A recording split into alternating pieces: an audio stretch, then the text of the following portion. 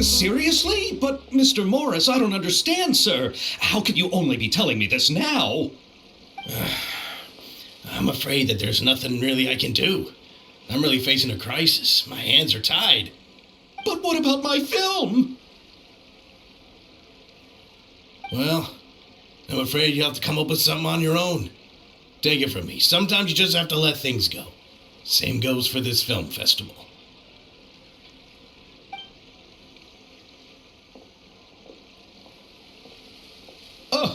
Oh. Hey, isn't it Xavier? So he's back in Fontaine now. Xavier! Oh, why, if it isn't the dear Traveler and Paimon. I really didn't expect to bump into you here at this time.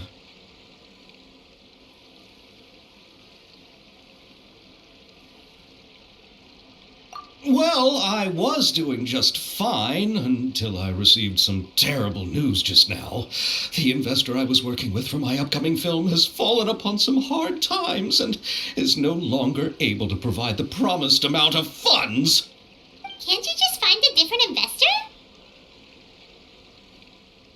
Unfortunately, that's not how it works. We had signed an agreement specific to the Fontanalia Film Festival, stipulating that I cannot work with any other investors until the festival is finished. The Fontanalia Film Festival? What's that? Oh, is this your first time participating in Fontaine's Fontanalia Film Festival? Then allow me to fill you in. The Fontanalia Festival was established to commemorate the legendary Loch Knights, who went on a quest to search for the Oceanids and eventually welcomed the Hydro Archonigeria. The holiday is deeply connected to the founding of Fontaine, as well as its unique laws and trials. It's one of the most important festivals for this nation.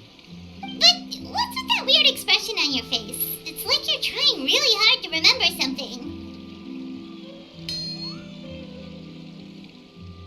I was just trying to recall the exact description from the books, in order to avoid any unnecessary arguments over semantics. I usually try to recite things straight from the source. Well, either way, Paimon thinks she gets it now. It's just like the Windbloom Festival in Mondstadt and the Lantern Rite in Lille. Yes, those are festivals of a similar variety. Who doesn't like a good festival? And just like those of other nations, Fontaine will hold a plethora of events around this time each year.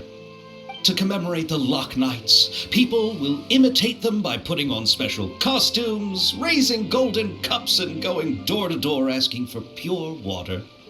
But a few years ago, Lady Farina started to find the whole idea a little drab, and so decided to change the part about pure water to sweets. That really doesn't surprise Paimon at all. The whole thing seems more akin to a carnival now, and it's quite popular among the kids. Every year you can hear a bunch of them saying, "Trial or treat." Oh, that sounds pretty fun. But how does that connect back to the film festival you mentioned? Yes, it appears I've strayed off topic. I just got too excited after seeing you. Let me get back to the point. The Fontanalia Film Festival is an event proposed by the Fontaine Film Association this year. Now that film technology has matured as a medium, it's the perfect time to introduce more people to the art form. During this time, people may submit films to be evaluated, and the entry with the highest score will be given the Farina Award by the association. The what award? The Farina Award. You know, after the Hydro Archon. They coined it while Lady Farina was still in power, but even though things have changed, no one has made any motion to update the name. Perhaps everyone still thinks of it as a pretty appropriate name. Even though she isn't the Hydro Archon any longer, Lady Farina is still Fontaine's superstar. Anyone with eyes can see the way she shines on the stage. Huh. Alright.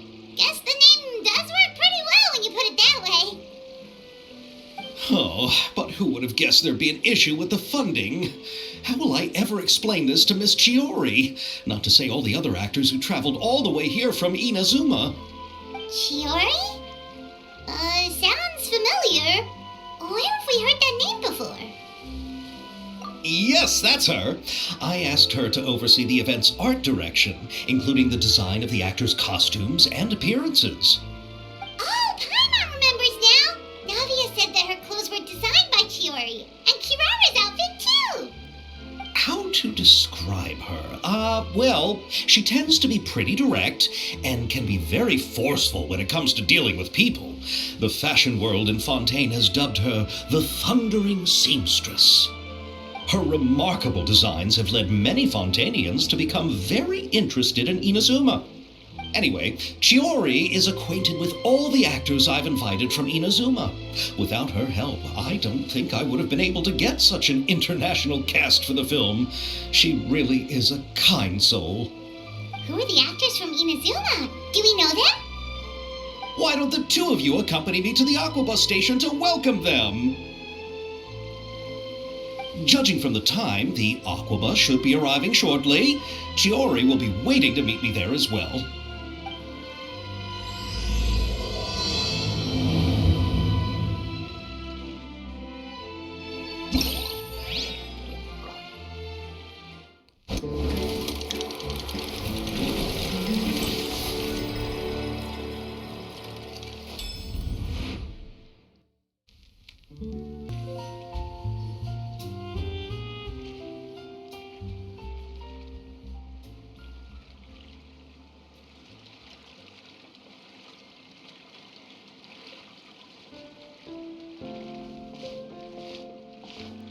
Miss Chiori? Your talk with the investor sure went fast. The Aquabus hasn't even arrived yet. Oh? And who are they? Allow me to introduce you. This is the Traveler and Paimon. Pleased to meet you. Likewise! We've heard the owner of Chioriya Boutique is a skilled seamstress, so it's a real pleasure to finally meet you in person. Thank you. I just wanted to make sure she wouldn't always look like a cat that had been unceremoniously dropped in a bucket of paint. So tell me, what happened? I can tell the conversation didn't go quite as expected. Well, it's like this.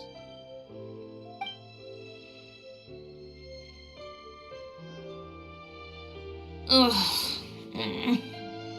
I know, Chiori, you don't have to say it. You did remind me that this investor was a little bit sketchy. Yes, there's no doubt about that. But how could I pass it up? He offered me twice as much as the others. And therein lies the problem. Yes, but just put yourself in my shoes. After obtaining such an excellent script, it's only natural that I would want to make the most of the film. The budgets that the others had proposed were nowhere near enough. It's difficult to find someone willing to front such a large amount of mora, so... Don't be sad, Xavier. We might be able to help scrounge up some more together for you. Oh, thank you, Paimon. That means a lot to me. But the cost of the film is staggering. I'm afraid that any mora we can scrounge together in a short amount of time won't even be able to cover the actors' fees. We need to move on. What's happened has already happened, and there's no changing it. But now's not the time to give up. What? You're saying that you have a plan? No, that's not what I mean. I'm simply saying I wouldn't give up just yet. The actors I recommended aren't just after Mora after all.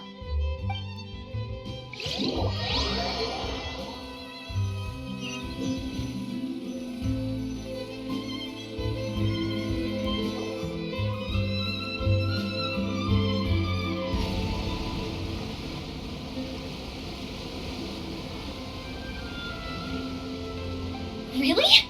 Then where do you live? We Malazines live in Marcy Village. The only way to enter is from underwater. Oh, you must be pretty tired after work every day, right? I mean, you have to swim all that way just to go home. We are so thoughtful. But some Malazines choose to live in the the court of Fontaine because it's so much more convenient.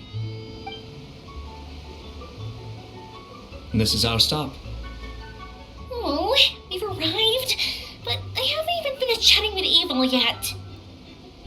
I also enjoyed Abel's introductions to Fontaine along the way.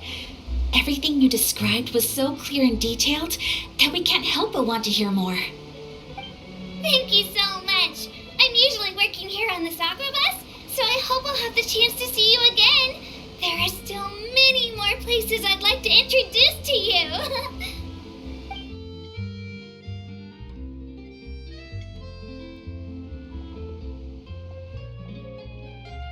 Welcome to the court of Fontaine. Chiori, you sure have changed a lot. And this is the first time we've seen you since you left Inazuma. I haven't realized it's been so long. I was in such a rush when I left that I didn't even get to say goodbye. Thank you for extending the invitation, Mr. Xavier. I'm looking forward to a fruitful trip here in Fontaine. It's an honor to have the head of the Kamisato clan visit us. So they're who you meant when you said you had actors coming from Inazuma? Oh, it's the Traveler and Paimon. Wow, what a coincidence!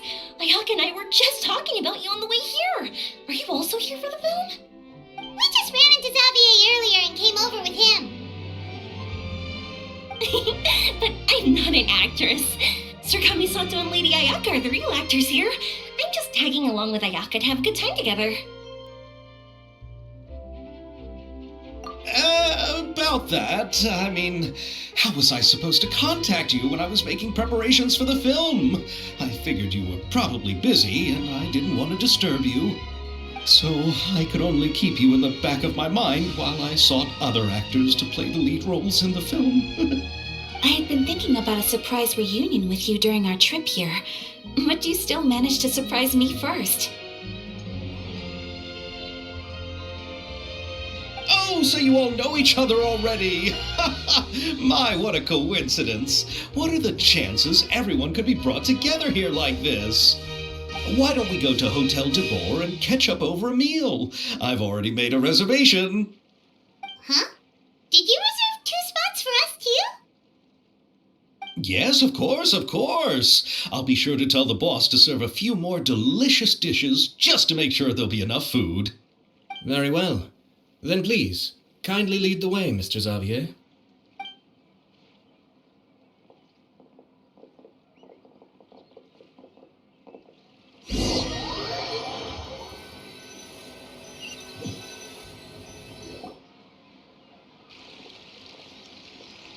Wow, the buildings in Fontaine are so tall. Just look at how big they are.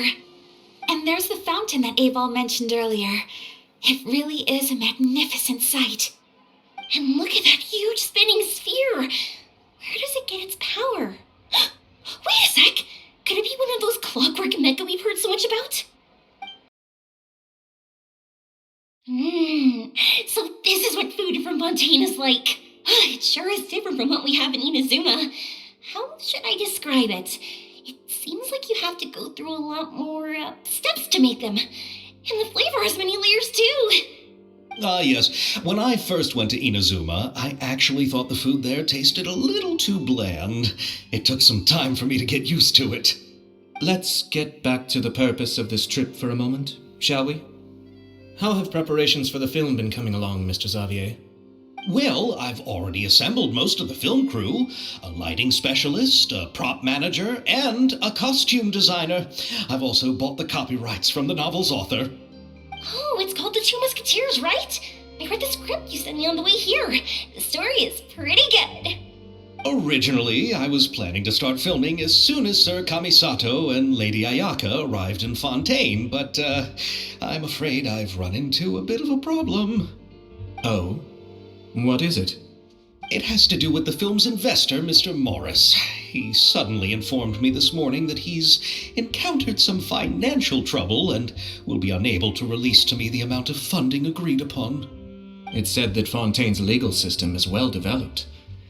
If he has violated the contract, then can't you simply take him to court over the matter? Well, I'm still more concerned about filming. Even if I were to take him to court, I'm afraid it would take months before the case could even be heard. Then, is there a way we could raise funds ourselves to solve the problem? I've considered that option too, but unfortunately, it's difficult to gather such a large amount of mora on such short notice. Besides, we have to consider the film festival's submission deadline. Mr. Xavier, if Ayaka and I were willing to perform for free, would that resolve the problem you are currently facing? What? No, out of the question. To have you come all this way just to act for free? Oh, no, that won't do. There's no need to worry, Mr. Xavier. My brother and I had actually intended to work for free after receiving your invitation. Inazuma has only recently reopened its borders and needs to strengthen its relations and cultural ties with other nations.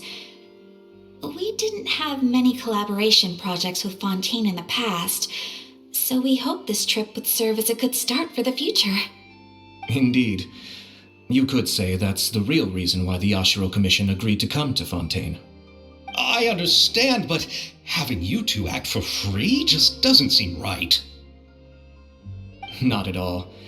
While we're officially here to conduct a cultural survey of sorts, we must express our sincerity if we want to establish formal cultural ties with your nation. This film will serve as proof of friendly cooperation and cultural exchange between Inazuma and Fontaine. It's my hope that the film can be finished and released as smoothly as possible. If you still don't feel comfortable with this arrangement, I would also be more than happy to be introduced to some other renowned individuals in Fontaine's literary and artistic circles. All right, I'll do as you say. Thank you so much.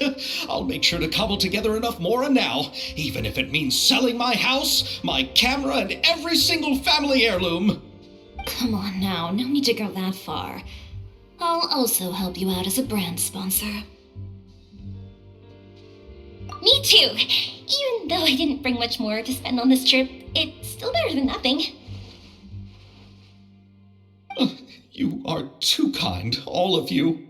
I really don't know how to... Ew. Alright, enough about that. Now that we have Xavier's savings, my support, and 2 leads who are willing to act for free, I think we will be able to make this happen. So, instead of Mora, you'll help with filming and production. Oh, but how can we help with that? We don't know much about making a film. Alright, pull yourself together, Xavier. Tell us if there are still any open positions left among the crew. All right. Let me think. We still need a camera operator, a clapper loader, and someone to manage logistics. I originally wanted to personally serve as director, but I've been too busy working as the producer. So the positions of director and director's assistant will also need to be filled. Paimon knows what the director and the logistics support person do, but what's a clapper loader? The clapper loader is responsible for using the clapperboard to record and organize the information of each shot when the camera operator begins shooting. The work requires both patience and careful attention to detail. A clapperboard? Oh, you mean the thing they hold that goes clap whenever they start filming? Yes, that's right. Are you interested in that job? For sure! Paimon's always wanted to try that. Alright, then you'll be our clapper loader. I can find someone from the store to help with logistics. What do you think, Xavier? Fine by me. As for our camera operator, I was thinking of letting the Traveler take the role.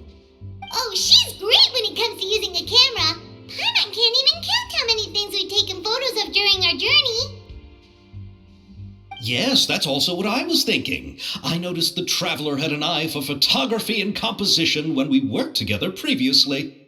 I'm sure that's due to the traveler's journey across Teyvat and all the places they've seen. After so many adventures, using a camera must be second nature by now. What do you say, Traveler? Are you interested in the job?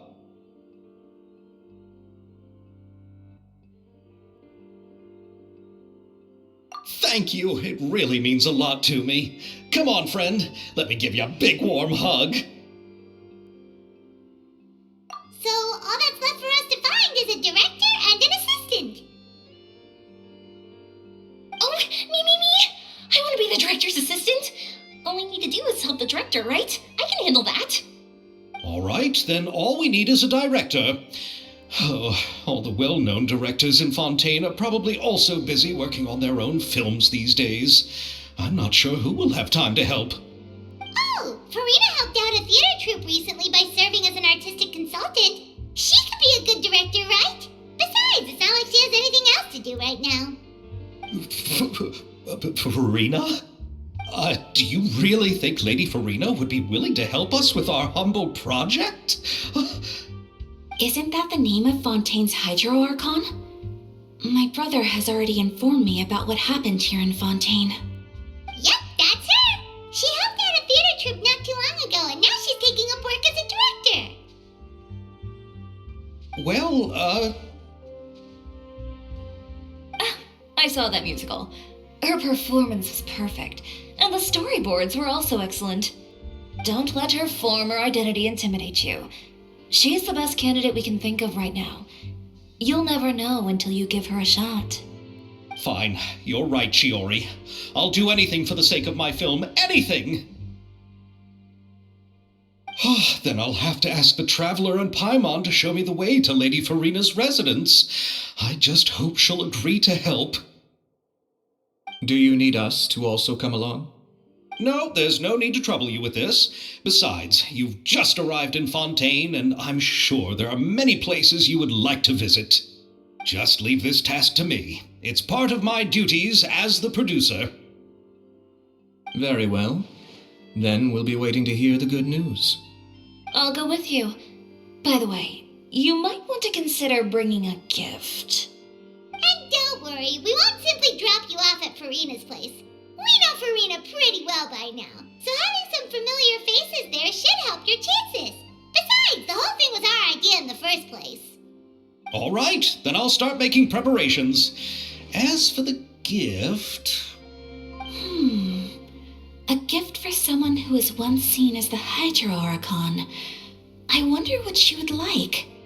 I recall that Lady Farina once fancied a clockwork ring, so perhaps I should get another exquisite clockwork contraption for her. Huh? Can't we just bring some desserts, like the Fontinalia mousse? But wouldn't that be a little too cheap? She does like desserts, though. Isn't the Fontinalia festival happening right now? I heard Evo tell us on the Aquabus that Farina introduced the tradition of going door to door and asking for sweets. To do something like that, she must have a real sweet tooth. I agree with Yoimiya. If the gift is too fancy, it might actually make her feel more uncomfortable. Alright then, let's go buy some Fontinalia mousse.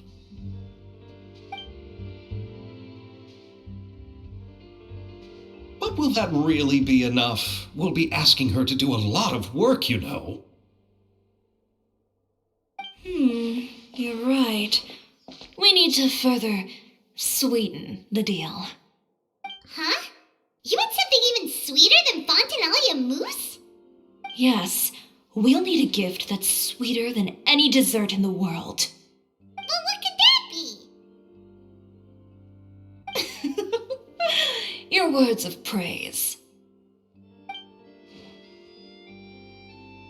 We're here! This is where Farina lives.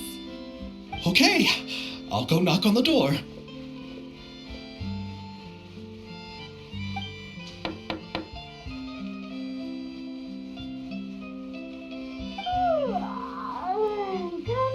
Coming. Seriously, who's knocking before afternoon tea? Who are you? Lady Farina, please allow me to introduce myself. I am Xavier, a film director. Hello. Oh, is that the Traveler and Paimon I see behind you? And who's this? I'm Chiori. Ah, the one from Chioria Boutique. Hello. So, what are you all doing here? Do you need something? Did you just get up, Farina? It's already past noon, you know. Huh? Paimon means the weather is so nice in the afternoon and the sun is so warm. Just like how you make us feel. Sleeping in late is a really smart idea. No. I was just up late last night reading some novels. What does sleeping in have to do with the weather? This is a small gift we've prepared for you, Lady Farina. We hope you like it. No need to be so formal. I'm just a regular person like everyone else now. Oh, is this Fontinalia mousse? It's one of my favorites.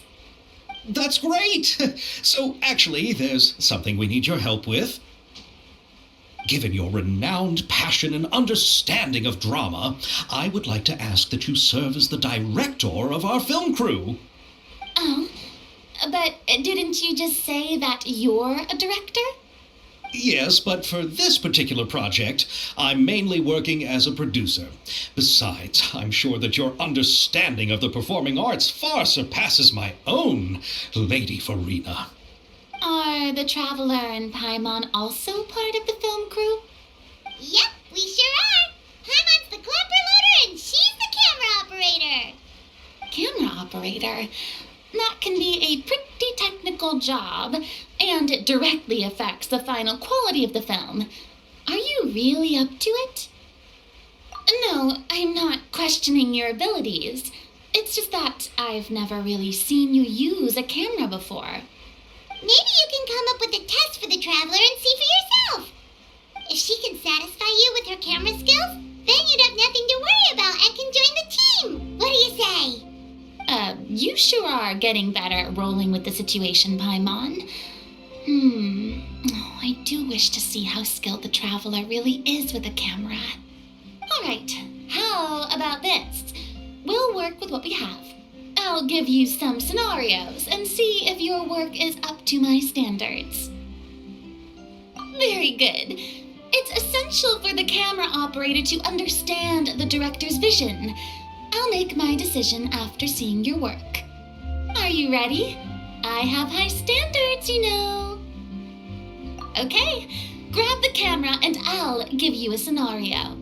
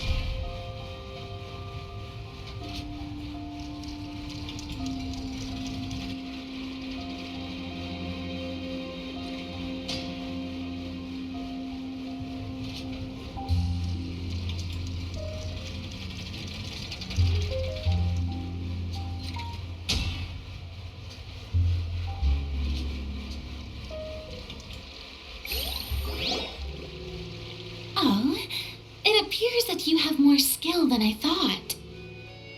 All the shots had a great composition, and I could really feel a connection to the characters and their lines.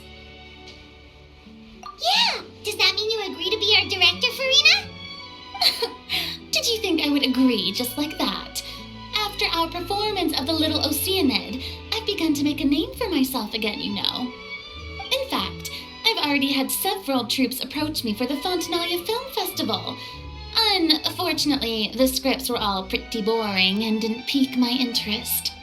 If others were to find out I agreed to work with you so easily, then, well... Hey, but didn't we have a deal? What else do we need to do to convince you, Farina? Well, what about the pay? Huh? You know how much you're willing to pay me to be the director? The pay is also an important factor for me to consider, you know. Well, I can offer you this much. What? That's all? If Nervulet were to hear of this, he could charge you with underpaying your labor. I'm sorry, but our crew is in a tight financial spot at the moment. I see. Well, even though it's highly unlikely now that I'll join your crew, there's still something I'd like to ask. Exactly what film are you planning to make? Oh, our script is an adaptation of The Two Musketeers. Huh? Wait, you mean the suspense thriller novel that was a #1 bestseller? Oh, so Farina's read it too. Of course I've read it. I've always had a keen interest in artistic works that strike a chord with the populace. I see. It all makes sense now. You must have used most of the budget to pay for the copyright. Not really. The novel's author transferred the copyright to me practically for free once he heard that I wanted to make a film adaptation of the story. The lack of budget is due to another issue. He probably just wants to get his name out there. So, Mora isn't the most important thing to him right now. It reminds me of a delivery courier who wears one of my designs while traveling all across Teyvat. I didn't charge her much for the outfit either. The exposure she provides for my brand is well worth it. So, are you a big fan of this story, Farina? Well, it's alright. The pacing of the story is good, but the character relationships could use some work. When I was reading it before, I always felt like some things were left on a rather unsatisfactory note. I have high standards, you know. Ahem, Mr. Xavier, if, hypothetically speaking, I agree to be the director, how much freedom would I have in terms of script revisions and creative interpretation? Oh, as much freedom as you would need. I wouldn't dare doubt the tastes of Fontaine's greatest star. Good. Then I'm free to alter the script as I see fit. Absolutely, no problem.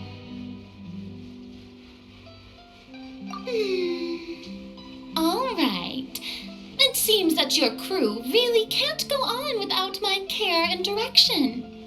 So, you agree? Yes, I agree. Although the pay is well below what someone of my caliber deserves, a great script calls for a great director. I mustn't let a perfectly good story be ruined due to lack of funds. If you have fine cheese and bread, you wouldn't just let it sit on the counter and get moldy just because you lack an oven, right? Oh, Hydro Archon above! I'm not dreaming, am I? Somebody pinch me. There's no more Hydro Archon, you know. And it's still a little early to celebrate. There's a lot that goes into shooting a film. Although the trickiest tasks of finalizing the script and casting the actors have already been taken care of, we'll still need to reserve filming locations. Not to say set up lighting and props. And by the way, since we'll be filming The Two Musketeers, we'll need to find an action choreographer. Ideally, a professional who has actual experience with muskets. Yes, I've thought about this as well. I was hoping that you might know someone who could handle the job. Me? If this was before, I could have simply asked Florand. But it's already been some time since I last talked to her. Navia can also use firearms, but unfortunately, her style is quite different from that of the characters in the story. Could we ask the Special Security and Surveillance Patrol? Oh, you mean the Special Patrol's Musketeers? Yes, that's right. They work with muskets every day. I can't think of anyone more qualified than them. They would be under Nervulette's jurisdiction. Unfortunately, I don't have any connection with them at all.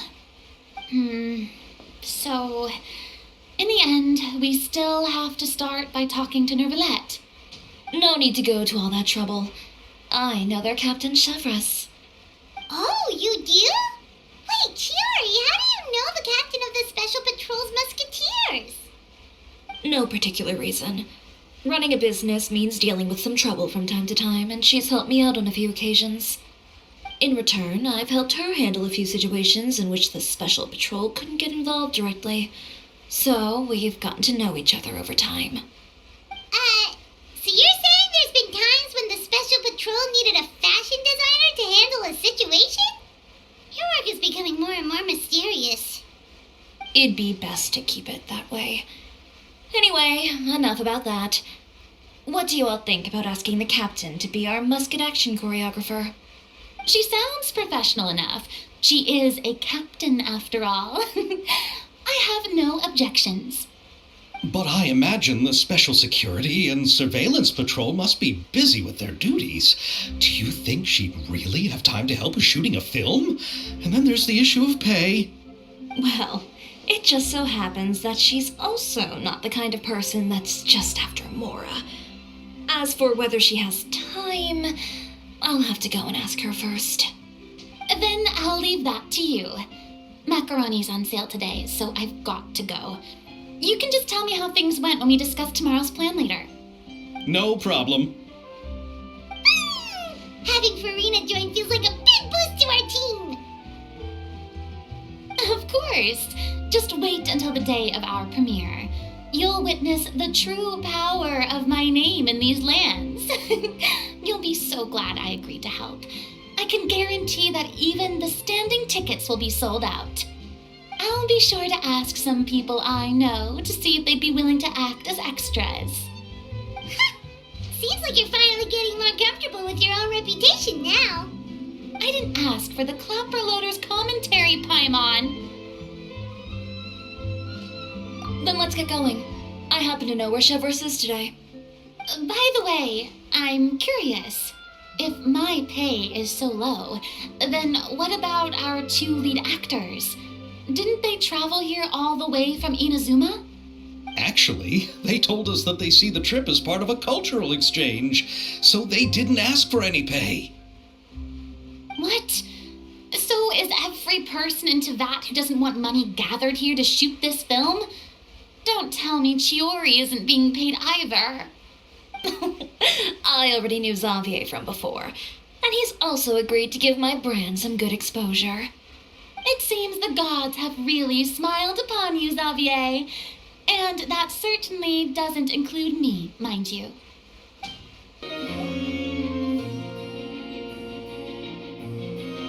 All right, this is the place. But where's the captain? There's hardly anyone around here. She's over there. The one with an eye patch reading in front of the newsstand. Oh, her! Paimon could tell there was something different about her. She seems kinda intimidating. Please wait here for a moment. I'll go fetch her. She's working now, so you might not want to get in her way. Working? But isn't she just standing there and reading a novel? Just trust me. Oh, alright, let's see what a mysterious person. She claims just to be a fashion designer, but she knows all these powerful people.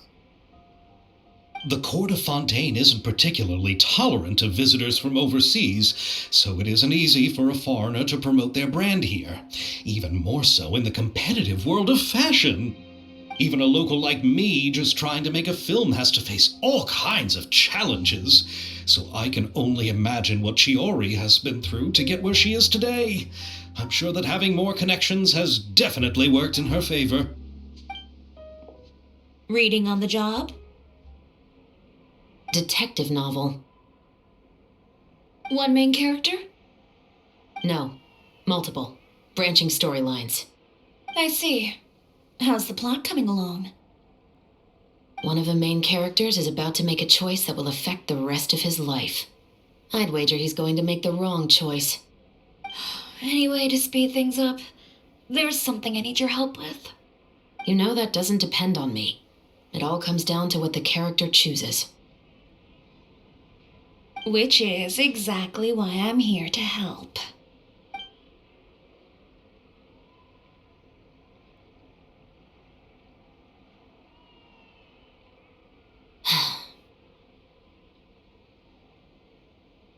All right.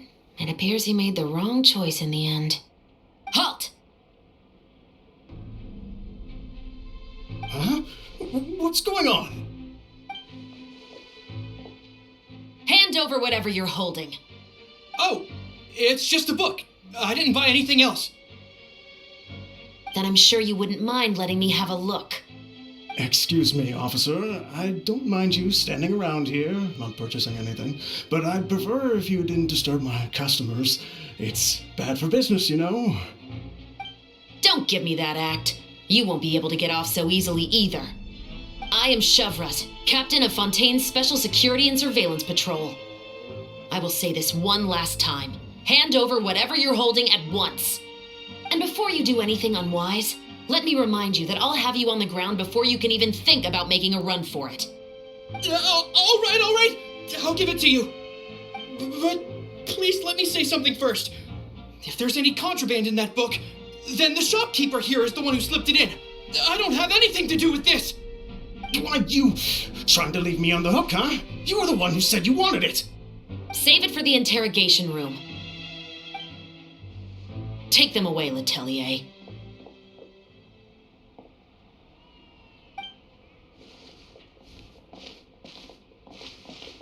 What's going on here? 1 second you're reading a book and the next you're escorting people away. And who are... Oh! Aren't you the traveler who's been all over the papers recently? Chiori, I'm assuming what you wanted to ask me about has to do with them, right? Maybe I can let you in on what's happening then. Now that Vacher has been brought to justice, no new shipments of synth will be made and distributed to sellers. The Fontaine guards have been busy collecting the remaining synths still circulating on the market. Thanks to a tip from our reliable source here, this should be the very last batch. Oh, so you were pretending to read a book in order to catch the bad guys. Oh, Paimon almost forgot to introduce ourselves. Paimon is Paimon, and this is the Traveler and Xavier. Hey, I'm Chevraz. You probably already heard me introduce myself, so I won't bother repeating it. Yeah, why didn't you make a move as soon as you had the chance? Were you worried that my intel wasn't accurate? No, I wanted to see if the shopkeeper would turn himself in first. All he had to do was come up to me and say that he didn't know where the synth had come from. If he did that, then I wouldn't have had to press charges on him. He had the whole day to turn the synth over to Chevraz. But instead, the moment I came up and blocked Chevraz's line of sight, he took the opportunity to sell it off. Yep, he made the wrong choice, even though the right choice was right there in front of him. But you knew they wouldn't make the right choice. Yeah, I knew. I was just hoping I'd be wrong for once. Enough about that, though. What did you want to ask me about? Oh, you see, it's like this.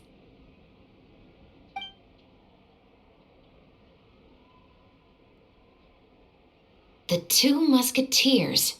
You certainly have a good eye for a story. So what do you need me to do? Just be the action choreographer for the actors? Yes, that's right.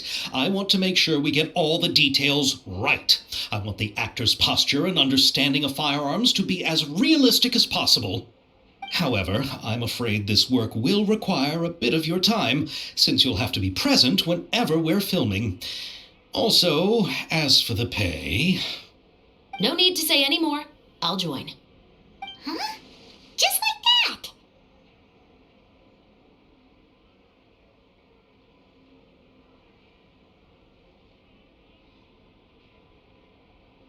Really? You're willing to help us with our humble film project? Sure, it's no big deal. As I said, we've wrapped up our investigation here, so I don't have any other tasks on my plate for the moment. Besides, I personally really like this novel. I even have the collector's edition at home. Stories where justice prevails over evil never get old for me. Then we've got a deal? Yes, I'll see you on set tomorrow. Oh my! I can hardly believe it! I should tell Lady Farina immediately. Oh, and I must tell the prop manager and lighting technician to get everything ready. We start filming tomorrow! Calm down, Xavier. The film is going to take more than just a day to finish. Still, I should also head back now and start preparing the actors' costumes and makeup. Alright, guess that's it for today then. Traveler, Paimon, please stay for a moment. I have something to tell you. Then I'll take Xavier back. Poor thing. He's so excited that he can't even walk straight anymore. I don't want to spend our first day fishing our producer out of the fountain. He'd better. So what did you want to tell us, Chevres? Have you read The Two Musketeers? The story is about a pair of children born into the household of a baron and their struggle to survive together and take revenge for their mother. They were raised at the baron's estate, where their mother worked as a maid. The two were illegitimate children that the baron had with the maid, so they were never treated well by anyone. One day, upon returning home, they found their mother had been murdered and left dead on the floor. It was quite evident that the culprits were the other members of the baron's household, who never had any kind words to say to them. However, the baron was able to exert his influence and keep the whole thing under wraps. The mother's death was eventually deemed as a suicide, and there was no chance of bringing her murderers to justice. The two siblings decided to flee and someday avenge their mother. Many years later, members of the baron's family suddenly started turning up dead one after the other, all killed by gunshot. A rainbow rose was found on each of the victims' bodies, being the flower that the kid's mother liked best. The baron believed that the mother's soul had come to take vengeance on him, so he lived in fear each day. But it was actually those two siblings who had fled all those years ago. They relied on each other to survive and trained day and night, eventually becoming adept musketeers. They used all of their abilities to collect evidence and clues before executing their plan and exacting revenge on the baron. Their actions let the truth behind their mother's death be known to all. That's quite an exhilarating story. Yep, the baron got what he deserved for his evil deeds, and justice was able to prevail. It was just the kind of story I enjoy. Oh, so is that why you were so willing to join our crew, Chevres? You could say it was one of the reasons. Oh, you mean there were other reasons too? I've read the reports about you. Whether it was at the trials or when you lent your hand to resolve our nation's crisis, you've shown that you've got a strong sense of justice, as well as a great mind for deductions. Yes, you're as sharp as I expected. It seems you've experienced many similar situations before. There's been a recent murder case involving Muskets. The perpetrator's methods appear to be very similar to what is described in the novel. Huh? Really? But Paimon didn't see anything about that in today's papers.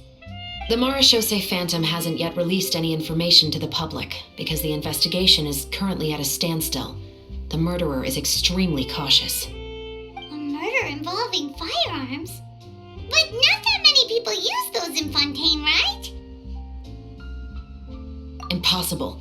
We perform a routine inspection of our firearms and ammo reserves every day.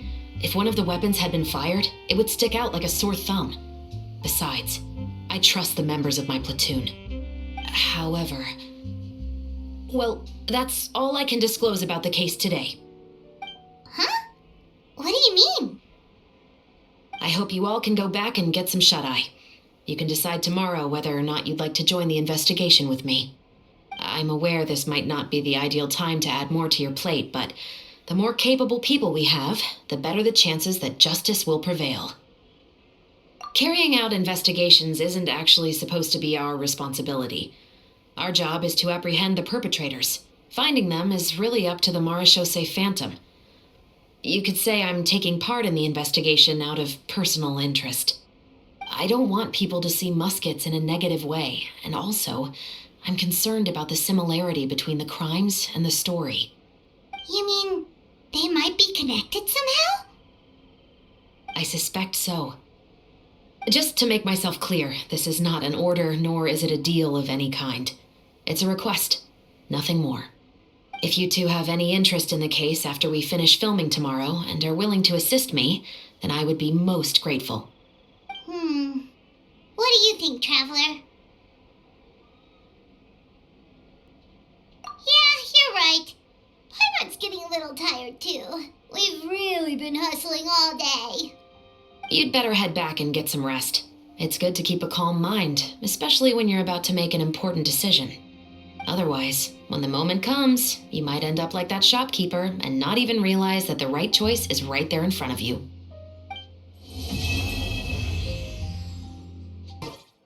It's finally time to meet up with everyone. Paimon even dreamt of making the film last night. If Paimon remembers right, we're meeting at Hotel de Boer. Let's get going.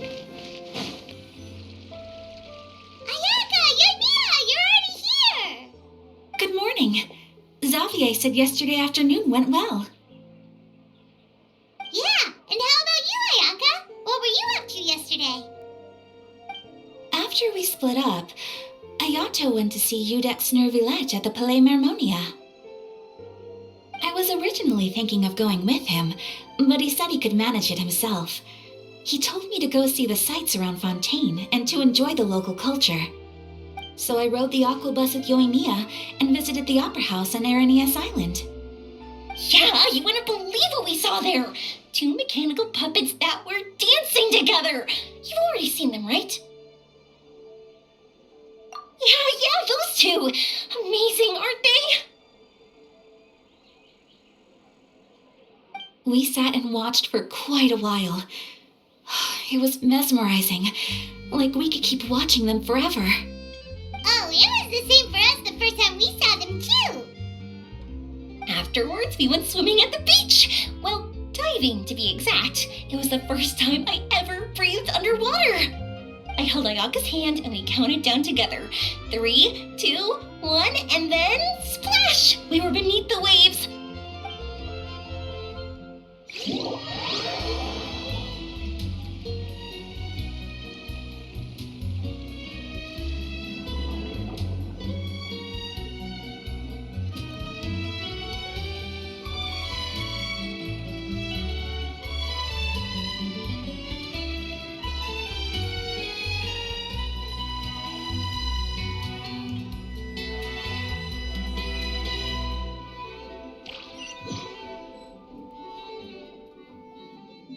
At first, I didn't dare to open my mouth. But once I couldn't hold my breath any longer, I decided to take a big breath in. Turns out the water wasn't as salty as I imagined. It didn't really taste like anything at all. Before I knew it, I was breathing like normal down there. It was an amazing feeling. Ayaka said I was too nervous and needed to loosen my grip. She got used to everything way faster than I did. I knew that the Traveler could do it, so I had no doubt we could do it too. That helped me feel at ease as soon as we dove in. The underwater world in Fontaine truly is beautiful. I love seeing the romaritime flowers blossoming underwater, like little candles lighting up the streets at night. Yeah, and there were so many creatures that we've never seen in Inazuma. Like those fish that shimmer like a sword blade, whoosh, Oh, and those big fish that call when they see people. Ooh. Oh, you mean hunters, rays, and blubber beasts. I just love the name Blubber Beast. Just wait till Pops and the others hear about this. They probably won't believe a word I say.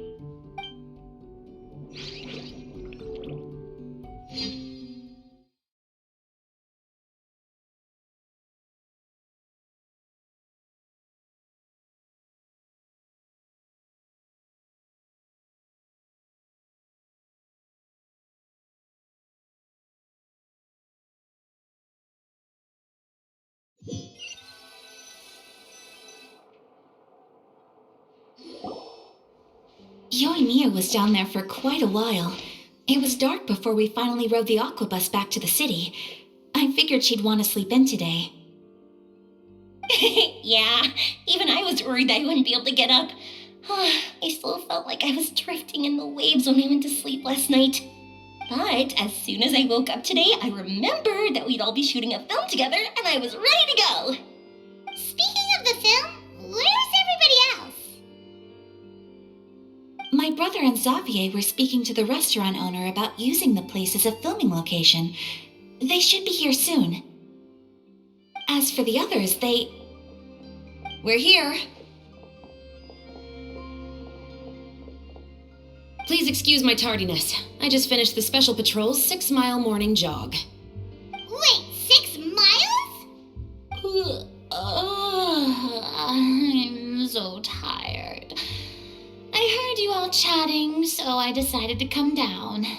I sure could use some of that endless energy everyone else has. Good morning, everyone. Morning. Can someone fetch me a cup of coffee? More milk, hold the sugar. Sure, I'd be happy to do that for you. No, you can't go anywhere. Please, have a seat over here so I can get started on your makeup. The last thing I want is coffee stains on my costumes. I can get the coffee. It's the perfect job for an assistant.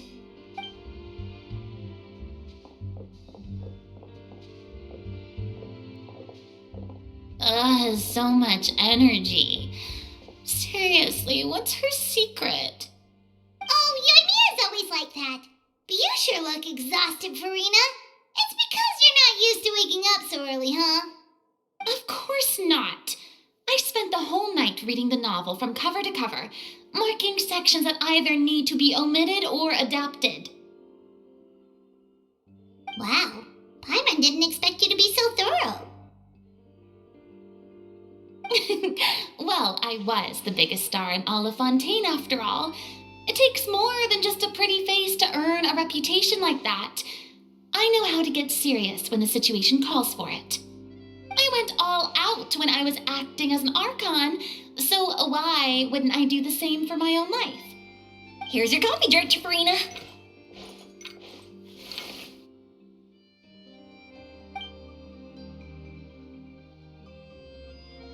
Oh, thank you. The sound of being called director and the aroma of coffee feels almost as refreshing as hearing the birds chirping in the morning. It seems everyone has managed to arrive on time. We've reached an agreement with the restaurant owner. We are free to use the second floor to shoot our film. Really? That's great! He is really looking forward to our film and hopes that providing his restaurant as a filming location will attract more customers. Well then, Mr. Xavier, I'll leave the rest to you. Okay, thanks. First, I'd like to introduce our new members. This is our prop manager, Veronique. She'll be in charge of all the film's props and items. And this is Bono, our lighting technician. He'll be in charge of lighting and illumination to set up each scene's atmosphere. Wow, sure feels like we have some real professionals joining the crew now. First of all, please allow me to first express my sincerest gratitude to everyone in the crew. When my investor informed me yesterday that he wouldn't be able to provide the funds, I really thought that this was the nail in the coffin for this film. I had no idea that I'd find so many people willing to help me on such short notice. Thank you. Thank you all from the bottom of my heart. No need to be so cordial, Mr. Xavier. We're all honored to be a part of this. Your works made a profound impression on me when I saw them back in Inazuma. I am sure that someday, this film will be remembered as a prime example of cultural exchange between Fontaine and Inazuma. Yes, the story is the reason I agreed to join. I can't bear to even imagine what this film would look like without the very best director. Anyway, I would like to make a promise to everyone that as the producer of this film, I'll do whatever I can to ensure that everything goes as smoothly as possible. This is not just my film. It also embodies the thoughts and feelings of every person here, as well as the endless effort we are about to pour into it. So, without further ado, the Two Musketeers will officially begin filming now! You may take it from here, Director Farina. All right, listen up, everyone.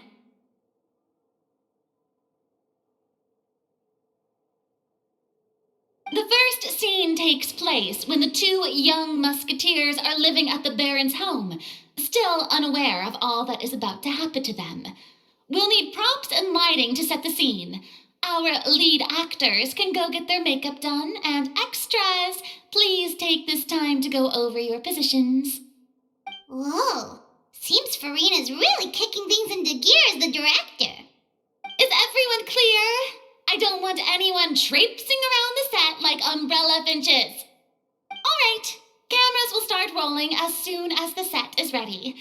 Let's make a film that'll make some serious waves in Fontaine. Not the kind of waves that drown people. I mean, the good kind of waves. Seems like she's still a bit traumatized by that. Anyway, let's go see if there's anything we can do to help.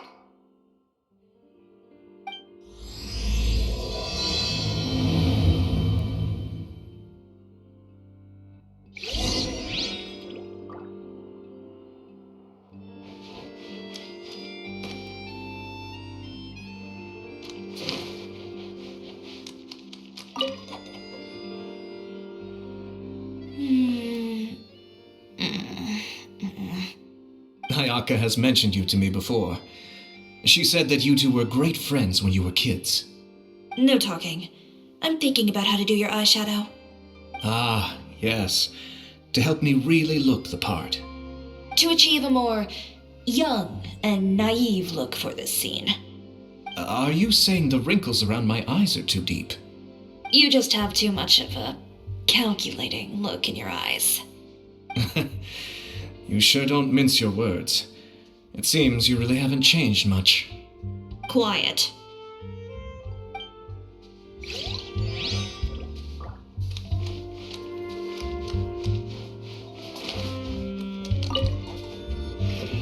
How about here?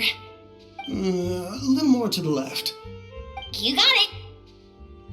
Hey, Yoimiya, do you need a hand? No, I'm fine. You know, doing the lighting is kind of like designing a fireworks show.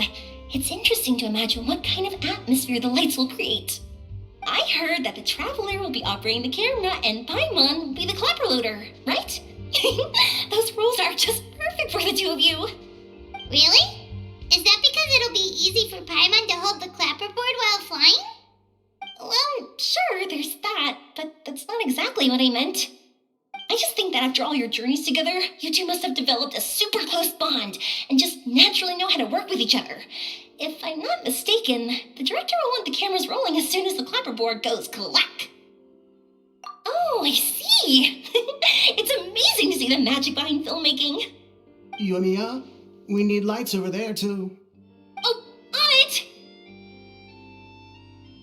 I've got to get back to work. Chat with you later. Oh, it's exciting to see so many people working together to bring the film to life.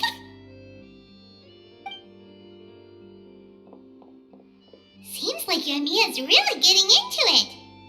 But she was right. We do have a super close bond, don't we? Paimon's really happy to hear that.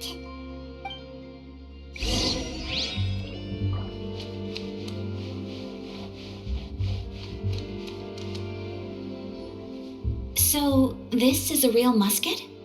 No, it's just a prop weapon. Not bad. Have you seen a real musket before? Only in books and newspapers. I made this one based on the relative shape and proportions I saw in reference images. When we're filming, some special gunpowder will be applied around the muzzle, which will help create the flash and smoke effects of a real gun being fired. Which means it'll be up to the actors to portray the recoil. That's right. The sound effects for gunshots will also be added in post-production. Thank you, Veronique. I think I know where to start now. However, the musket's gears and firing pin could still use some work. Adding some wear on the metallic components will make them appear more realistic. Also, be sure to rub the muskets with some oil each time before we start shooting. That'll give the impression that the firearms have been well maintained. Good point. You seem to know a lot, Miss Chevres. I assume you use these types of firearms on a regular basis? Yes, I perform routine maintenance on my weapons every day. Just like we as people need to eat and sleep, muskets need to be cleaned and maintained. I also perform similar care for my sword every day, and familiarize myself with its shape and weight, to the point where it feels like a natural extension of my body. Yes, this way, our weapons will never betray us in the heat of battle. Yes, well said. It seems we have the same philosophy on this topic. Oh, sounds like they found a common interest to talk about. Though these props differ from the muskets I use, I can still give you some pointers. Good. I look forward to your instruction. First and foremost, never point the weapon at anyone, regardless of whether it's a real or prop weapon or whether you're holding it or it's on the table. This holds for any time when you're not actively engaging an enemy. Okay, understood. When aiming the musket, extend your arm so that it's level with your shoulder and use your eye to look down the weapon's sights. Like this? Not bad. Now, try saying your lines. This is the end of the road for you. Good. Now turn your body a little. That way, you'll give your enemy less of a target to work with. And relax your shoulders. Here, allow me to demonstrate. This is the end of the road for you. Excuse me, Miss Chiori. Director Farina, there's something I wish to discuss with you. Oh? What is it? Like this? Yes, much better. What do you think? I do see your point. But are you sure you wish to do this? I believe it would be most fitting. Well, if you insist. All right, I understand. Miss Ayaka, Miss Chevres, could the two of you please come over here? Huh? What's going on? Are we gonna start filming now? Let's go see. What is it? I have a question for you, Miss Chevres. Would you be willing to play the role of a musketeer? What? To clarify, I would like to turn over my role to Miss Chevres. But brother... Don't worry, Ayaka. I actually view this as a good thing. I was becoming troubled trying to set aside some time to speak to the staff at the Palais Mermonia. I would like to have some conversations about the cultural exchange between our two countries, and I've heard that the bureaucratic process here can get rather complicated. Now I will be able to focus on my work. Besides, you also know that I'm not really one for public performances. Are you really sure? From a director's point of view, I also felt like the relationship between the two musketeers in the original story could be improved.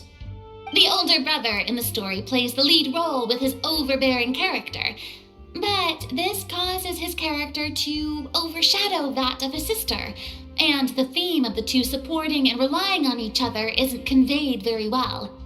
But if we were to change the siblings to two sisters of a similar age, then that aspect of the story might come through more clearly. Also, I've seen you instructing Ayaka.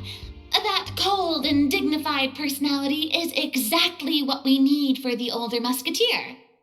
Of course, even with all these insights, the decision should still be made by Miss Chevreuse. Chevreuse mentioned that she really likes the story, right? Paimon bets that she'll take the role.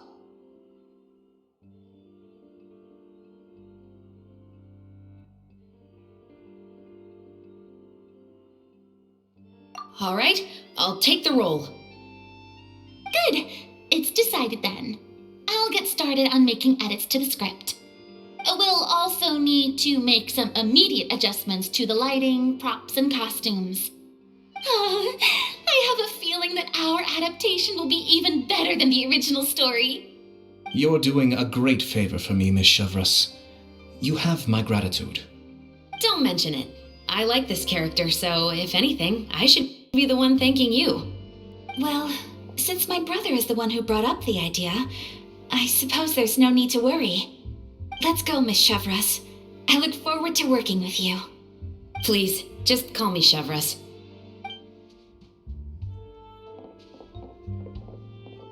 Seems like you're really going out of your way to solve the problem I was having with your makeup.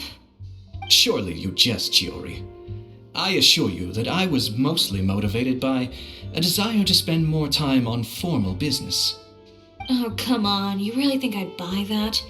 According to what I've heard from Ayaka, her brother is someone who can juggle 10 different matters at the same time. I'm sure you have other reasons for backing out. Perhaps.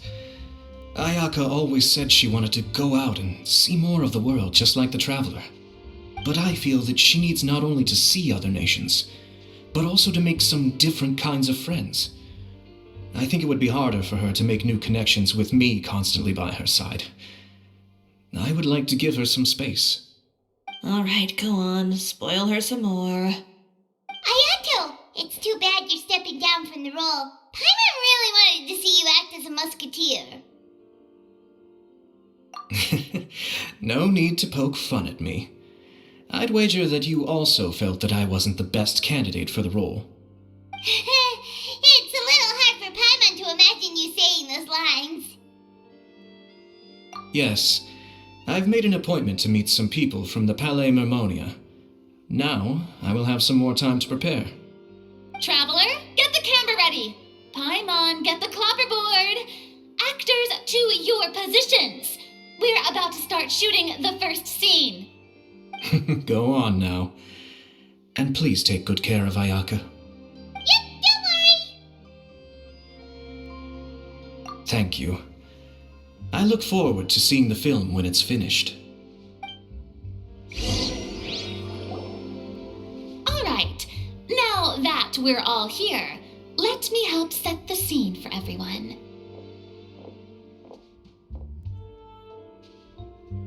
The first scene takes place when our two main characters are still living at the Baron's estate. They've been ostracized and verbally abused by others in the household, but they still have no idea why. We want to capture how naive and innocent they are, despite their pain.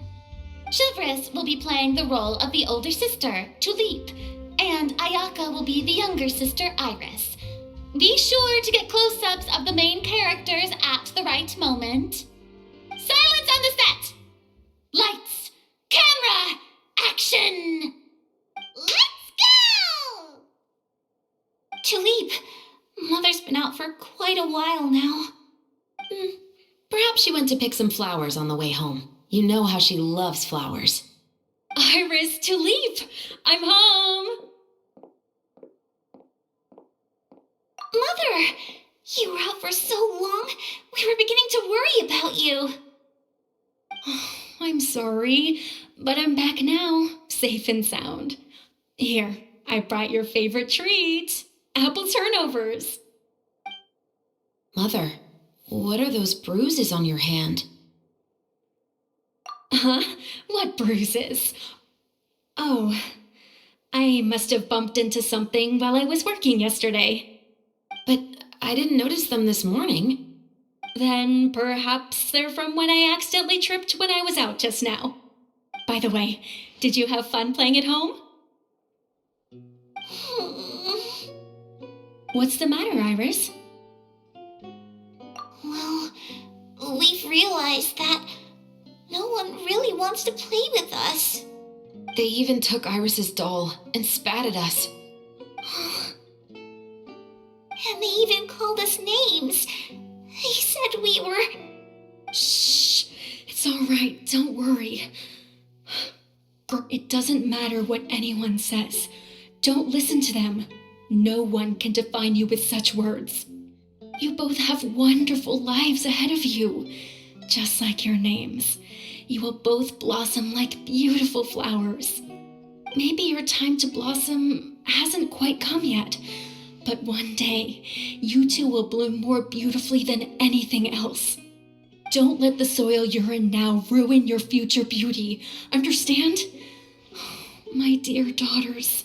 And cut! Not bad.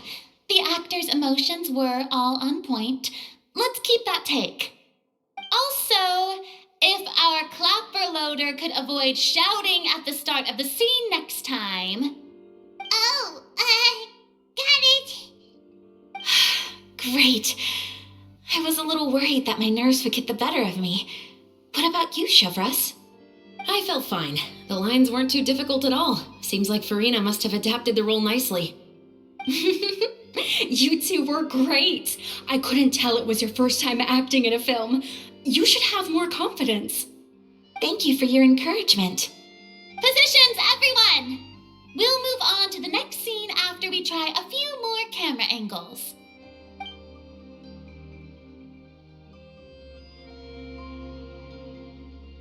This scene is when our two characters return home, only to discover their mother has been murdered. Ready? Lights! Camera! Action! Mother, we're back. Mother?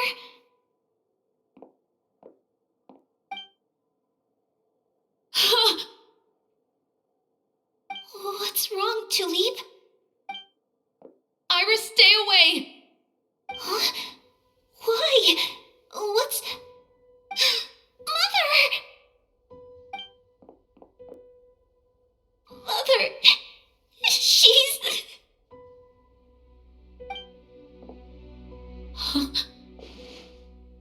There's poison in this cup. Huh? I could have sworn I've seen this kind of cup before. Those aristocrats.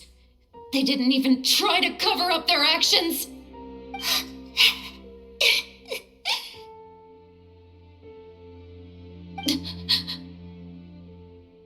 Iris, we need to leave this place. Leave? But now that Mother is gone, where can we even go? Anywhere. All I know is that we can't stay in this house. But are we just going to let them get away with this? We'll have our revenge, I promise you. Just not right now.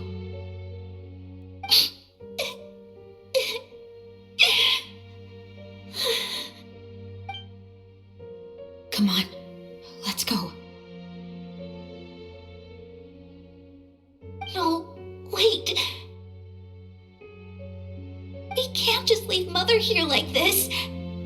At least let me leave this rose with her. That's why we went out in the first place. To buy her this flower. All right. Goodbye, Mother. We'll avenge you. Someday. And cut! Beautiful! Great performance! Oh my, you're so amazing, exact tears I saw? How did you do it? I was surprised too. Thank you for the kind compliments. Actually, as soon as Director Farina said action, I told myself not to think about anything. I just felt the weight of the moment and became the character. It's quite similar to practicing the art of the sword. You clear your mind and focus only on what's happening in front of you. Ayaka's performance was amazing. Have I discovered an acting prodigy? Pipe down, everyone! We need to move on to the next scene!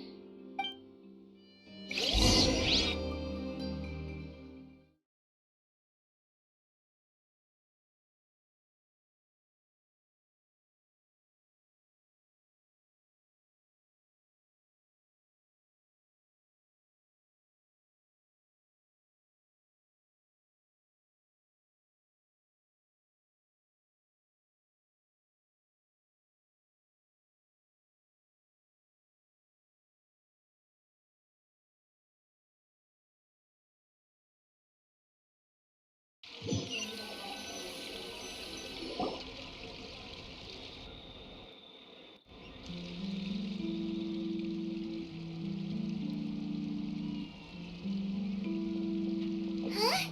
Are we done already? But Paimon wants to keep playing with the clapperboard. How do you feel, Traveler? Is your arm sore from holding the camera all day? Good work, you two. You too, Chevres. You were quite the actress today. I've read this novel many times before. I have a good grasp of my character's mindset. Anyway, do you remember my request from yesterday? Oh, right! We were having so much fun that Paimon nearly forgot! You have a case where the murders seem really similar to the cases in the novel, right? So, how are they similar exactly? In the story, the main characters grow up to become two musketeers, always using their guns to carry out their revenge. And on each of the victims, they place a rainbow rose as a signal that they've returned. Yes, that's correct. We found rainbow roses just like in the novel. Seems like you're connecting the dots now. Oh, that does sound pretty concerning. Especially after seeing the script today. Oh, now Paimon can't stop wondering what kind of ulterior motive the murderer might have. What do you think, Traveler? You're smart. Paimon wants to hear your thoughts. Good. On behalf of Fontaine's Special Security and Surveillance Patrol, thank you for your dedication to justice. There's no time to lose. We should start investigating right away. Follow me. Huh? Right now? But we just got done filming all day. Paimon's so tired. The most valuable intel always comes after nightfall. They are like small, remote islands in the middle of the sea. If you don't stay vigilant, you will pass right by them in the fog. That's how one of my favorite books always puts it, at least. So, where are we going right now? Let's start by checking out some workshops that sell mechanical components. If the culprit is making their own weapons, it's very likely that they'll visit those sort of places. Welcome to Le Show's Clockwork Workshop. How can I help you? Hello. I'd like to know if anyone has purchased some special components lately. Special components? Sorry, could you be more specific? I mean the kind of components that aren't typically used for clockwork toys, but for firearms. Huh? For firearms? No, we don't sell those sort of things here. Don't misunderstand. I'm not here to cause any trouble. We are merely investigating a case, and we're hoping that you could cooperate. Well, to be completely honest, I'm not even sure what kind of components that would entail. Has anyone ever purchased components here as an individual rather than on behalf of an organization? We have a lot of customers who buy toys, but those who buy components are all regular customers who buy in bulk on behalf of their organization. Is that so? I understand. Thank you for your cooperation. You're welcome. It's the least I can do. Oh, hey, Chevres. Run out of oil for your musket again? Hello, Estelle. I want to know if anyone has come to your shop recently to order some firearm components. Oh, is this another case? Let me think. I don't think so. Some people have requested that I make some prop guns for the Fontanalia Film Festival, but I refused all of those requests. Oh, why's that? Because there's no profit! I only make things here that can do some real heavy lifting. I don't have the energy to make some new molds just for the festival. Then has anybody come specifically looking for mechanical components? Well, I usually sell off my scrap to the Fleuve Cendre. I don't typically give them to one specific person. I understand. Thanks for your cooperation. Don't mention it. Always happy to have the Musketeers' patronage. Seems like we haven't found any leads to go off yet. Yeah, unfortunately. All right, let's head to Fleuve Cendre next. Huh? Are you sure? People might not be so thrilled to see the captain of the special patrol there. You think so, huh? Then I guess you don't know. Huh? Know what? That I grew up in Fleuve Cendre. What's all this? Some broken planks and barrels, as well as some liquor bottles? Yes, but have a closer look, Paimon. Even though somebody has purposefully tried to clean them up, these are obviously marks from musket bullets. In other words, someone was here trying to improve their shot. They were using the barrels and bottles for target practice. Could it have been the killer? Your guess is as good as mine. Although many people at Fleuve Cendre own guns, few hide the fact from others. And even fewer would go to such lengths to hide markings from practice shots. Anyway, let's go. There might be more to this. Hello, I'd like to ask some questions. I don't know anything. Don't worry, I'm not here to arrest anybody. You say that now. It's the truth. Here, take this as my guarantee. Wait, did Paimon just see what she thinks she saw? Is the captain of the special patrol bribing a citizen? Seems you're different from the other guards. What do you want to know? Have you heard anything related to muskets in Fleuve Cendre lately? Anything at all? Muskets, huh? All I know is that about 2 weeks ago, we started hearing some loud noises at night. So loud that it's been waking me up. Were they gunshots? Possibly. It's hard to tell around here. Someone's house collapsing, a pipe exploding somewhere, it's all the same. But the noises I'm talking about definitely happened after I fell asleep. Do you know where the noises were coming from? I don't remember clearly. Is it that you don't remember, or that you need to think about it some more? You tell me. Then please, think about it some more. She's giving her even more aura. The noises came from the end of the southern waterway. I came out and had a look for myself and I wasn't sleeping well, but I didn't dare get too close. That's all I know. All right, I'll take your word for it. Thanks for the pâte de fruits.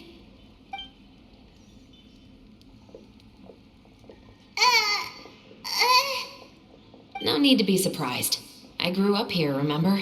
I know how to get people around here to talk. My apologies, I'm all out of sweets. Though I do have some other tempting snacks in my custody. Fries, fried chicken, and even onion rings. But taking care of junk food is my responsibility. You're better off sticking to your normal, nutritious diet. Now then, let's keep going. It's been a while, Tetro. Please, just get on with your request. I want to know if you've heard anybody talking about muskets lately.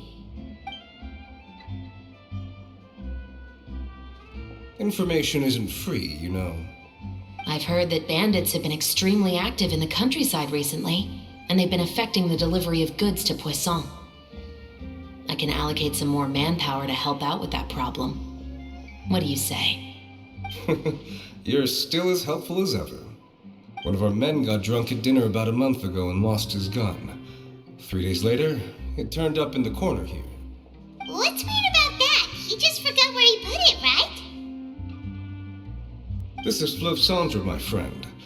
Anything of value left in the tavern won't ever make it to the next day. But that gun turned out to be an exception. It didn't get any new wear and tear on it, and didn't even appear to have been fired. We were quite mystified as to what could have happened. I suspect it came back because the weapon was already known to the guards. You mean, a criminal was afraid the Marechaussee Phantom would use the shot marks to track them down? Maybe. But if that's the case, the culprit really took great care to avoid getting caught. I didn't say anything about a criminal. In Fleuve Cendre, knowing who was killed is as easy as knowing what clothes you're wearing today. It's the guy living in the east side, isn't it? I've never liked him. Every time he's here, he just orders a drink and sits there with a nasty look in his eyes. So, who was the one who lost the gun in the first place? Don't bother. Even if you ask, he wouldn't admit to owning a gun to some strangers. Not to mention the captain of the Special Security and Surveillance Patrol. He's right. I know you grew up here, Shavras. Even though you're on good terms with the Spina, you've still been gone too long. Not many people know you here now, and a lot of people don't like the Special Patrol. I know. So take my advice and don't show your face too much around here. It's for your own safety. I'll come and go as I please, and I'm afraid I'll be appearing more often due to my work. All right. Don't say I didn't warn you. Seems like that's all we'll be able to uncover for today. Paimon feels like we managed to learn a lot more here than up on the surface. Yes. Assuming that everything we found is indeed connected to our suspect, then their timeline was probably something like this. A month ago, our suspect found a gun and took it home to disassemble it. Once he'd figured out its mechanics, he brought it back. In the following weeks, he used some parts to create his own makeshift musket and took it to the Fleuve Cendre for target practice. Then, a few days ago, he found his target and carried out the murder. Once the deed was done, he left a rainbow rose on the body, just like the scene in the novel. That all makes sense to Paimon, but we're still no closer to figuring out the killer's identity. The deceased was a resident of Fleuve Cendre. It's said that he was a poor, solitary man. Yeah, that's also something I'm trying to figure out. If we are indeed following the novel, and there's a story behind the murder, then this murder should be an act of vengeance. But according to our investigation, the deceased didn't have any enemies.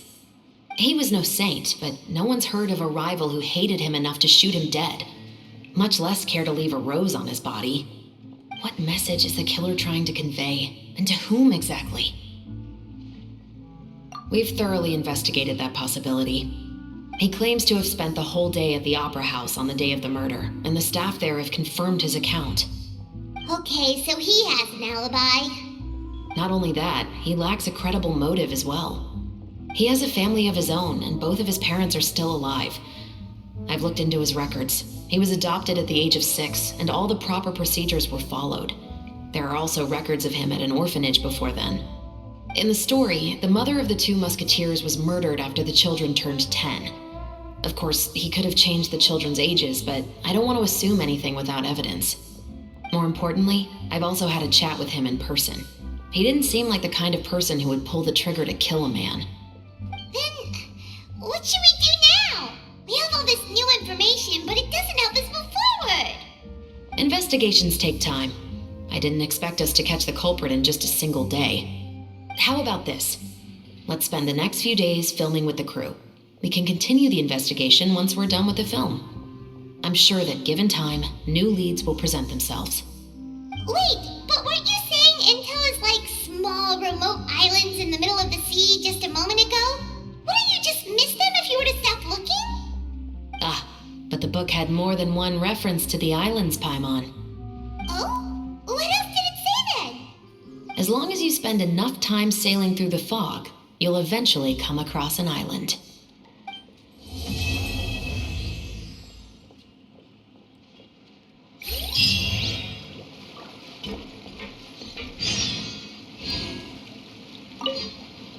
What?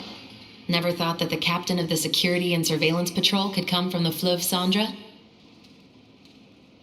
Honestly, I'm pretty shocked too. There used to be a time when I thought I would never be able to join the guards.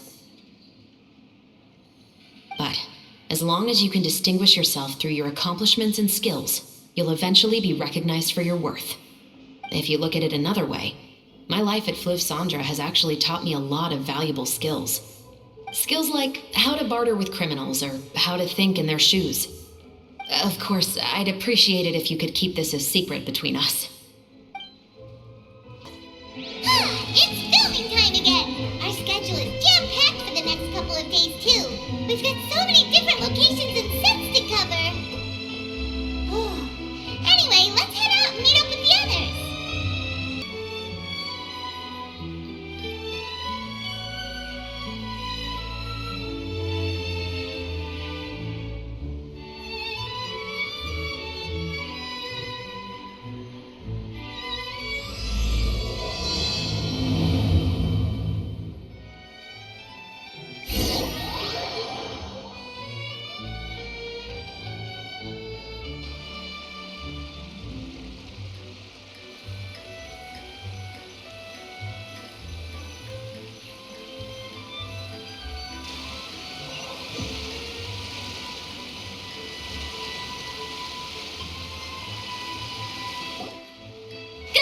Everyone, we're looking to wrap with our two main ladies today. I can already smell our success. What do you mean, looking to wrap? Oh, aren't you the expert now?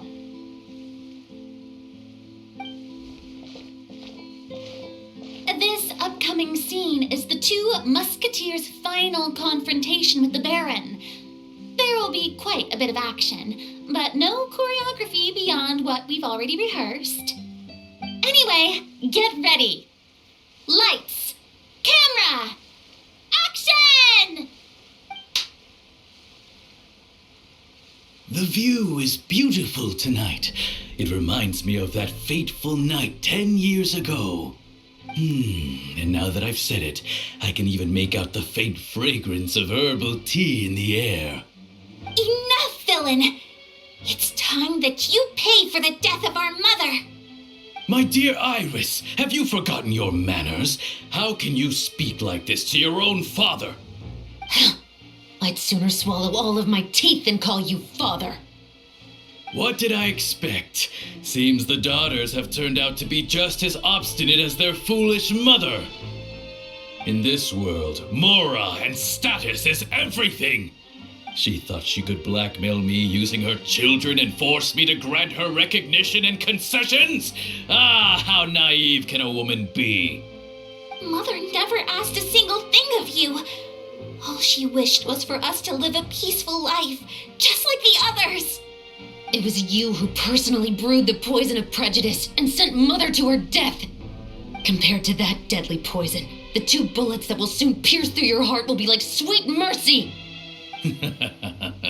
And that's exactly why I said you're just as naive as her. Did you really think 2 muskets would be enough to defeat me? So let's see.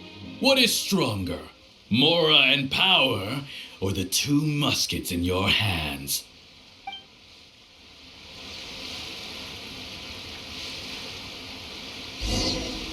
Get them! Too late! There are too many of them! It'll be okay. We'll cover each other, Iris. And Mother will be watching over us, too. Whirling snow!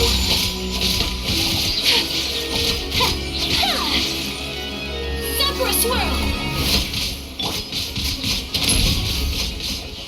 Share my knowledge! You've lost. To think I'd lose to my own 2 kids. We are no children of yours, and we'll never call that place our home. Then tell me, what did you do all this for? You lost your mother and will soon kill your father as well. What will you gain in the end, other than sentences for your crimes? We will gain our long-awaited justice.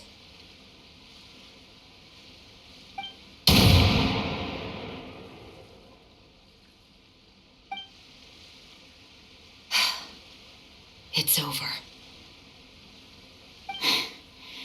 Finally, it's over.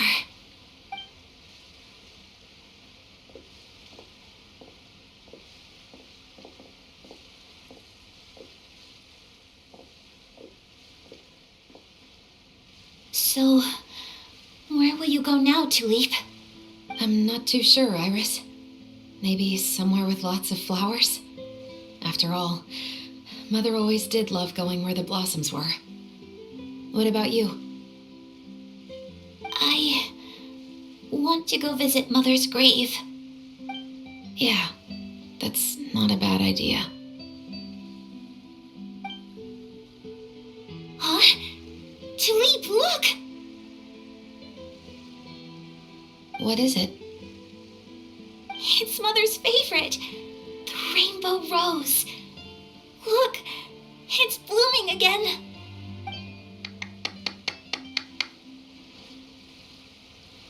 Excellent! That was beyond mesmerizing. Even I didn't expect the scene to go so well. And we got it in a single take. All right, everyone. We've got a wrap for Tulip and Iris. Congratulations, Ayaka and Chevres! Thank you. I didn't expect our parts to wrap so quickly. I wish I could savor the experience for just a bit longer. Paimon totally understands. Paimon's not ready to say goodbye to the clapperboard either. Filming has really been a lot of fun. You were great too, Chevres. The way you said, long-awaited justice. It gave Paimon chills. That is indeed my favorite line in the whole book. I still remember trying to act it out in my room the first few times I read it. Whoa, Paimon would have never guessed you're that type. Who doesn't like stories where the guilty are punished and justice prevails over evil? Don't forget, I'm the captain of the Special Security and Surveillance Patrol. Captain, I have something urgent to report. Please excuse me, everyone. I'll be back in just a moment. It's okay, don't worry about us.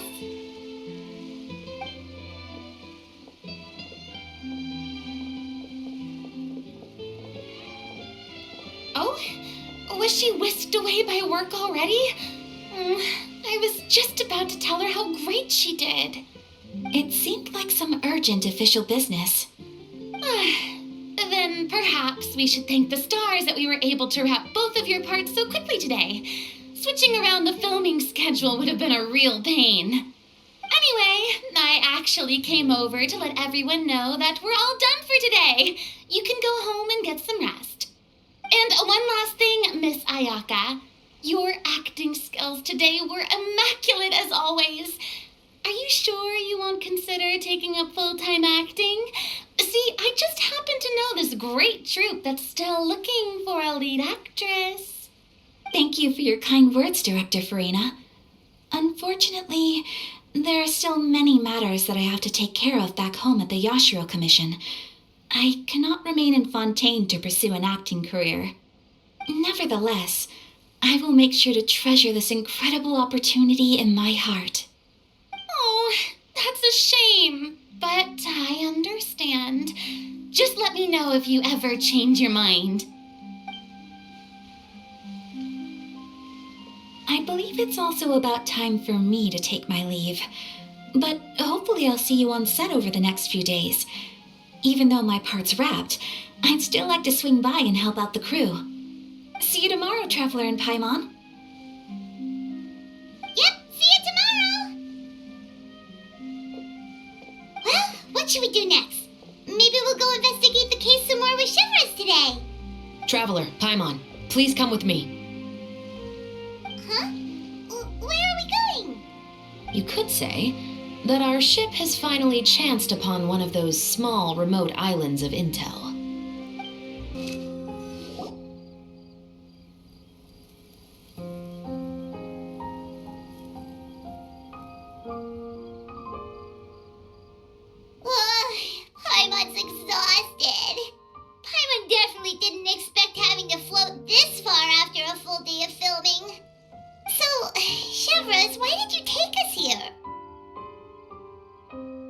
Affirmative. It wasn't anything conclusive, but it should show us a clear way forward. Have you ever heard of someone by the name of Emily? Oh, you mean that famous perfumer? She's a good friend of mine. She's lent me her aid several times in the past to resolve some difficult cases. After I discovered the rainbow rose at the scene of the murder, I sent it to her. After all, she's probably the foremost expert on flowers and scents in all of Fontaine. And then? There was nothing remarkable about the flower or the trace amounts of soil left on it. But according to Emily, the rainbow rose left by the killer was derived from a very rare cultivar. Huh. Paimon didn't know that there were different varieties of rainbow rose. Paimon just thought they grew everywhere in the wild. Flowers that are deliberately cultivated will always show some different features from those that bloom in the wild. We already knew that the rose left at the scene belonged to a special cultivar, but with Emily's expertise, we were able to pinpoint the place where it was first picked from. Oh, Paimon gets it now. So whoever first planted that rainbow rose was probably the killer. Precisely. And after we checked what we learned against some sales records from the past, we discovered that there's only one person in all of Fontaine who could grow and sell this specific cultivar. Really? And who is it? It's the novelist. But didn't you say he had an alibi? To be clear, I haven't changed my mind about him. I still don't think he was the one who pulled the trigger. However, that doesn't mean the true culprit never visited him at his home or never purchased a rainbow rose from his garden. Whatever the case, we will have to confirm a number of things with him. So you mean the next place we need to go is... Yes, we're going to pay him a visit at his home. That should be his house. There are so many Gardamex stationed around the place. That's pretty unusual, right? According to what he told me last time we spoke, he hired them so he won't be harassed or disturbed. Huh. So there are a lot of flowers in his garden, but Paimon doesn't think we'll be able to pick one without alerting the Gardamex. Right, which is exactly why I think there has to be a special connection between him and the killer.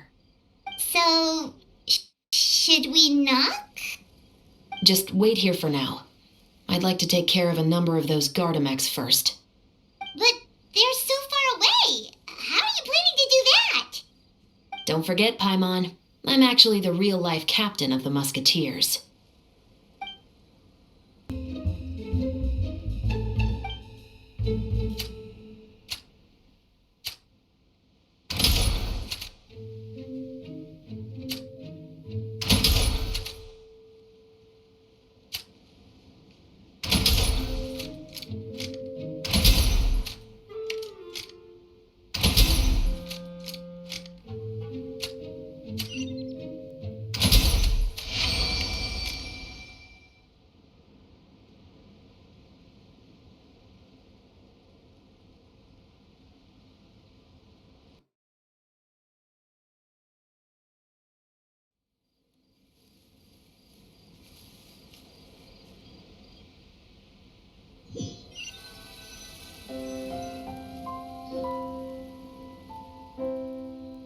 All clear. Let's go. Wait! Paimon's a little nervous now that we know he could be the killer. Can we go over our plan of action again? I'll go knock on the door and make sure it's safe inside. Once we're sure that we're in the clear, I'll ask him to come with us for a quick round of questioning at the guard's headquarters. But can't we just arrest him? We still have no evidence that he's the killer, or that he lent the killer any direct aid. Still, it would be appreciated if you could pick a rainbow rose from his garden for me while I'm talking to him. It'll help the Marechaussee Phantom confirm Emily's theory. Sure, no problem. Just be careful, Chevreuse.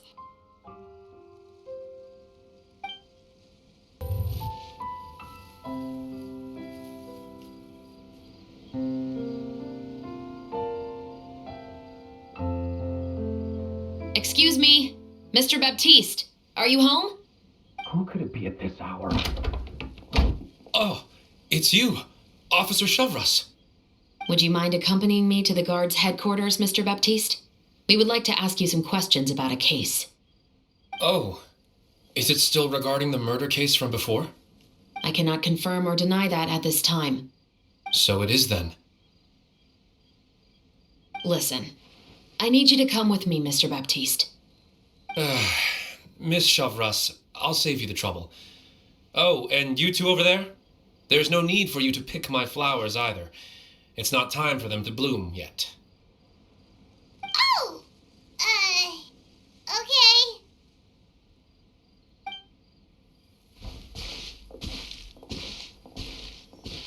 By saving me the trouble, you mean...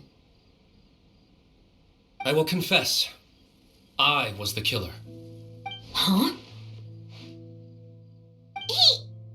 He just admitted he's guilty! Please relax, everyone. I'm not armed. The musket you're looking for has been buried in my backyard. Then it's my responsibility to inform you, Mr. Baptiste, that everything you say right now will be used as evidence for the inevitable trial. Yes, I am perfectly aware of that. I must say, I hate this feeling. Oh? Is it because I confessed? Or because you've been proven wrong? Both, I suppose. For the same reason as the one I wrote out in my novel, of course. I did it to exact revenge. I know you haven't figured out the link between the two of us. Had you done so, I'd have been taken away to the headquarters a long time ago. But that won't stop me from always remembering his grotesque face. After all, he was the one who killed my mother. Your mother is still healthy and well. You know, I was adopted as a child. I was referring to my birth mother. That was never recorded in the orphanage's records. Please forgive a 6-year-old child for concocting some lies to protect himself after watching his mother die right in front of him. So, your novel, it was like a record of your life? No, of course not. It was a work of fiction with many embellished parts. But I am indeed the illegitimate son of a wealthy and influential man who abused his power to murder my mother. That part was 100% real. But the man you killed didn't have a Mora to his name. He was a hired assassin, an irredeemable beast who sank his fangs into a defenseless woman just for a few bags of Mora. But if that's really the truth, you wouldn't be telling us any of this now. You still haven't managed to take revenge against your father, the true mastermind behind it all. I never thought I'd hear that kind of thing from the captain of the Special Security and Surveillance Patrol. I'm simply skeptical about your motives. It's simple, really. I've grown tired of everything and don't want to shoulder this burden anymore. You may have considered me too soft to pull the trigger. Well, as it turns out, you are exactly right. I've become overwhelmed by the aftermath of the murder. So you're going to call a stop to your revenge, just like that?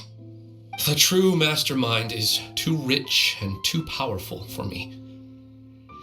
I've accepted that I will never be able to avenge my mother alone. And so what? The characters in your book never gave up. Now, Officer Chavras, I'm the one who has killed a man, aren't I? Are you trying to convince me to commit another crime? What's your father's name? How do you plan to prove the veracity of all of your claims? Well, I'd like to speak with you privately. Sure. Why don't we speak privately at the guard's headquarters? No, it has to be here. I must ensure that we won't be overheard. Fine. Let's talk here. When I said won't be overheard, I meant by anyone. I would like to speak with you and you alone.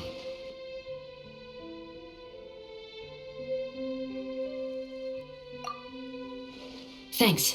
I appreciate it. Please stay safe, Chevres.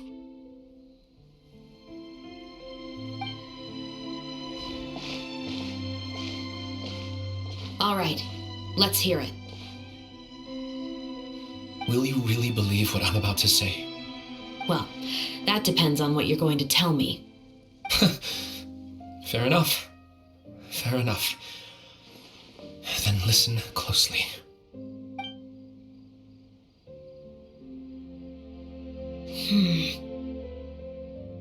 So that's how it's all connected. So, it seems you believe me after all. Do you want me to go public with this? No, of course not. At least, not right now. Then why did you bother telling me? You've read my work. What do you think? Even if you were to go public with all of this right now, he'd simply deny everything. It's been too long. Almost 20 years. Anything that could be used as evidence has long faded away. Even if there might have been a solitary island of truth once upon a time, it has long sunk beneath the waves by now. Justice will never find him. Not if you don't try. I know that as the captain of the Special Security and Surveillance Patrol, you will always stand on the side of justice.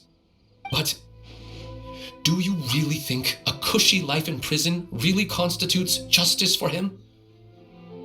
I bet he could lead an extremely comfortable life in the fortress of Meripede. What are you trying to say? I've been observing you from a distance.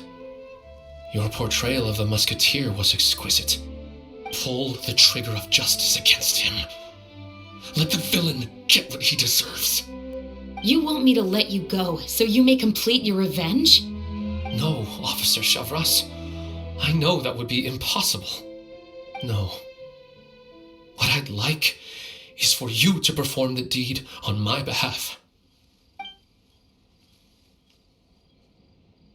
Oh, Shiva sure is taking her time. What could they be talking about anyway? Oh, Paimon's worried. What if he decided to attack her?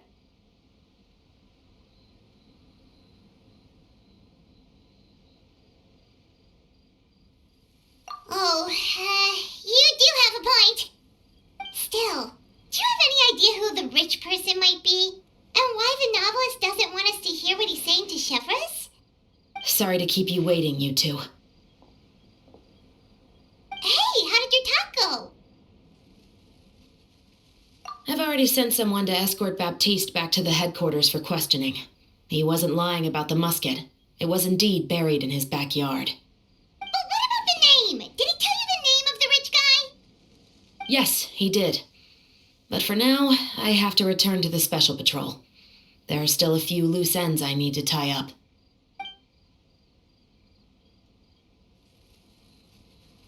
I'll probably be quite busy over the next few days, so apologies if you don't see me on set. All right, Paimon understands if you can't tell us everything you know. We'll just keep an eye on the steambird then. Actually, there's still something else I need your help with.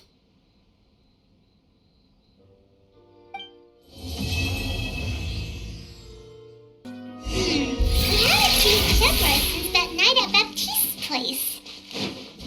Well, guess there's no point in worrying about it now. Let's go join up with the others.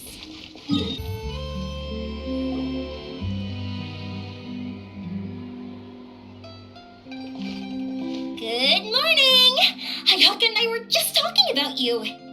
Is Chevres still not joining us today? Probably not. We haven't seen her either. Huh? That's such a pity. Director Farina said that we've only got a few small scenes left before wrapping up the entire thing. She even said that she'll get me into a couple scenes so everyone will have a chance to shine in front of the camera. We were also planning on having a victory feast once we're all finished filming. You can join us, right? If only Chevres was here. I still haven't taken a photo with her.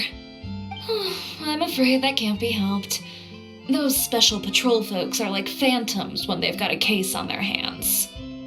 But to be honest, I'm even more concerned by what I read in the Steambird earlier this morning.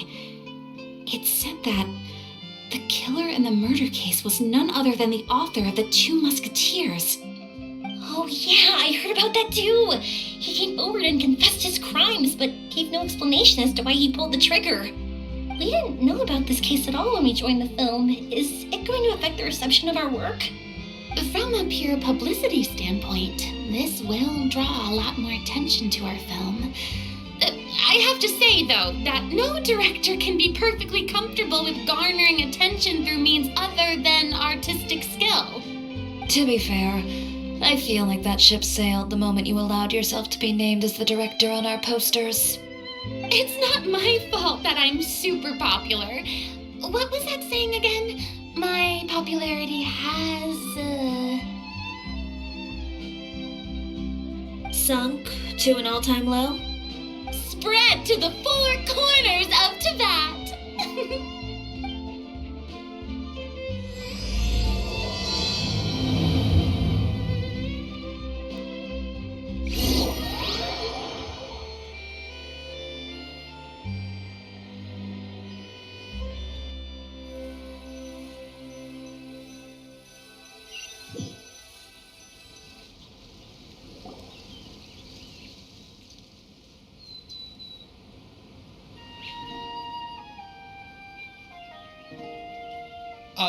Excuse me, everyone. Xavier! Feels like it's been ages since we last saw you. I've been talking nonstop with the Film Association, and I'm absolutely swamped trying to coordinate the film's marketing. So forgive me for not being around more often, but please believe me when I say that I will make sure everyone's hard work gets the exposure it deserves. Oh, seems like you've been fighting your own battles. Yes, that's one way to put it. Oh, and before we begin the final round of filming, please allow me to finally introduce you to the original investor of our film, Mr. Morris. A pleasure to meet you all. Yes, glad to make your acquaintance, Mr. Morris. We've heard about the issues you've encountered with your financial situation, and genuinely hope that things have taken a turn for the better. Oh, well, the situation has indeed improved somewhat. Don't worry, Mr. Morris. Accidents and last-minute challenges happen all the time. There's no need to blame yourself over it. The good news is that we're almost done filming now, and I would even say that this is the best story I've ever seen. Is that so? I say that's great news. All right, now that we've gotten all the pleasantries out of the way, let's get this show on the road. We'll mostly be filming typical people and scenery from the streets today to improve the sense of environmental ambiance in some parts of the film. Oh, and there'll be a cameo for Mr. Kamisato and Miss Yoimiya as well. They'll be used to show outsider perspectives on the fates of the two musketeers. That's right. Ayato should be here any minute. Excellent! Then let's start with the scenery shots. Camera and clapper loader, you're up. Yep, we'll be ready. Remember, all we need are some wide zoom shots of the streets. If you happen to find some particularly lovely patches of flowers and grass, feel free to grab some close-ups of those as well. Ready? Lights! Camera! Action! Okay, now move the camera slowly. Try to focus on that flower. What's wrong? Just adjust the focal length a bit. Something the matter? But wasn't it working fine for all the days before? Veronique, can we try a different camera? No problem. How about this one? All right, let's give it another try. Lights, camera, action!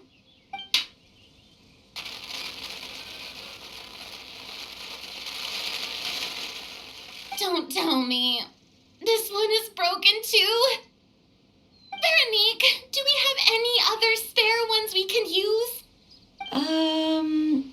I'm afraid we only brought these two today. What? Then go find a workshop to get them repaired right away. Oh, and you too, Bono! Go find our spare camera in the warehouse and bring it back to the set! On it. Greetings, everyone. My apologies for the delay. Is something the matter, Ayaka?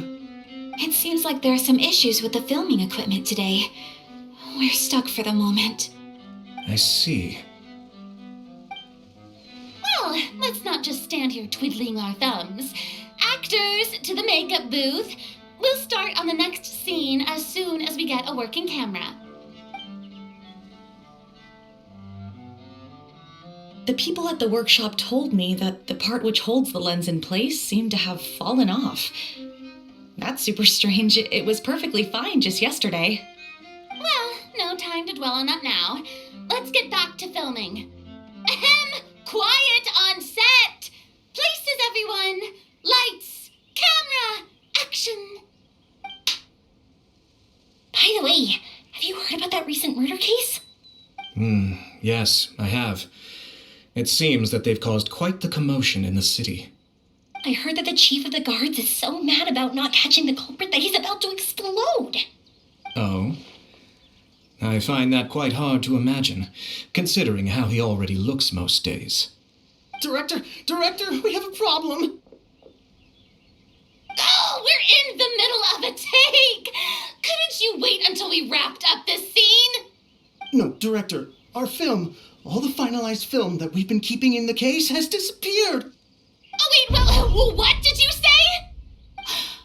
Mr. Bono, please take me to where the film was kept right away. I'm coming too. No, Yoimiya, you have to stay here. Oh. Okay, listen up. Everyone who's not working on this current scene can go with Bono to look for the film. Everyone else, stay put and wrap up the scene. Unbelievable. How could all these problems happen in just one day? We're back. How did it go? Did you find the film? We found it in the sewers. Huh? In the sewers? Is the film still okay? We discovered it just in time, so we should still be able to salvage it. The others are checking now to see if we lost any specific scenes. Oh, you scared me for a moment there. I nearly thought we had lost everything. I really don't want to experience that feeling of despair again. Okay, but who could have stolen the film and dumped it there? Could it be some competitors working on other films? But if they wanted to harass us, why wait until the last day? Okay, we don't have time to really look into it right now. Let's strike while the iron is still hot and wrap this thing up once and for all. Yeah, let's finish it.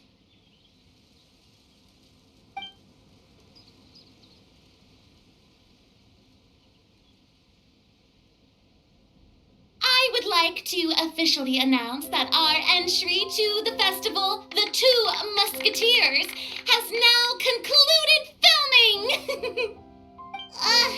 I'm unspent. It's so late already. Even though the filming process proved to be extremely challenging, everyone provided valuable and unique contributions to the final product.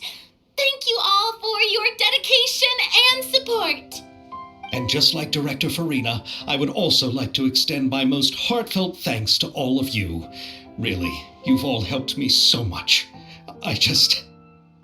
All right, let's save the awards speech for later and hopefully also get some rehearsals in before the real thing. Anyway, now it's time to party! Let's all make our way to the beach and have a celebration feast so loud and fun that even the blubber beast will want in. Party!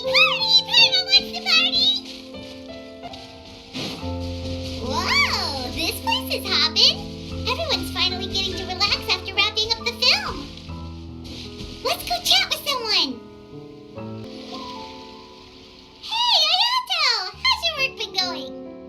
Everything went rather smoothly. Thank you for your concern. Ayato told me that we've already confirmed the dates for some Inazuma Fontaine cultural exchange events. So the next time we visit, we'll be doing so in our capacities as the representatives of the Yashiro Commission. Oh, that's great! Then maybe Paimon will be able to find Fontaine detective novels in Inazuma from now on. Oh, wait. Wouldn't Yarimiko get upset if that happens? That would be stealing some of her business. You've got a point. She's always complaining that light novels have become bland and too predictable after all. The cultural exchange won't only feature literatures of both nations, of course. We have also made plans for cross-cultural engagements in the fields of gourmet cuisine, toy making, and artisan craftsmanship. Wow, Paimon's getting super excited now! When the time comes, be sure to visit and participate in all the events. Oh, this is turning out to be quite the party.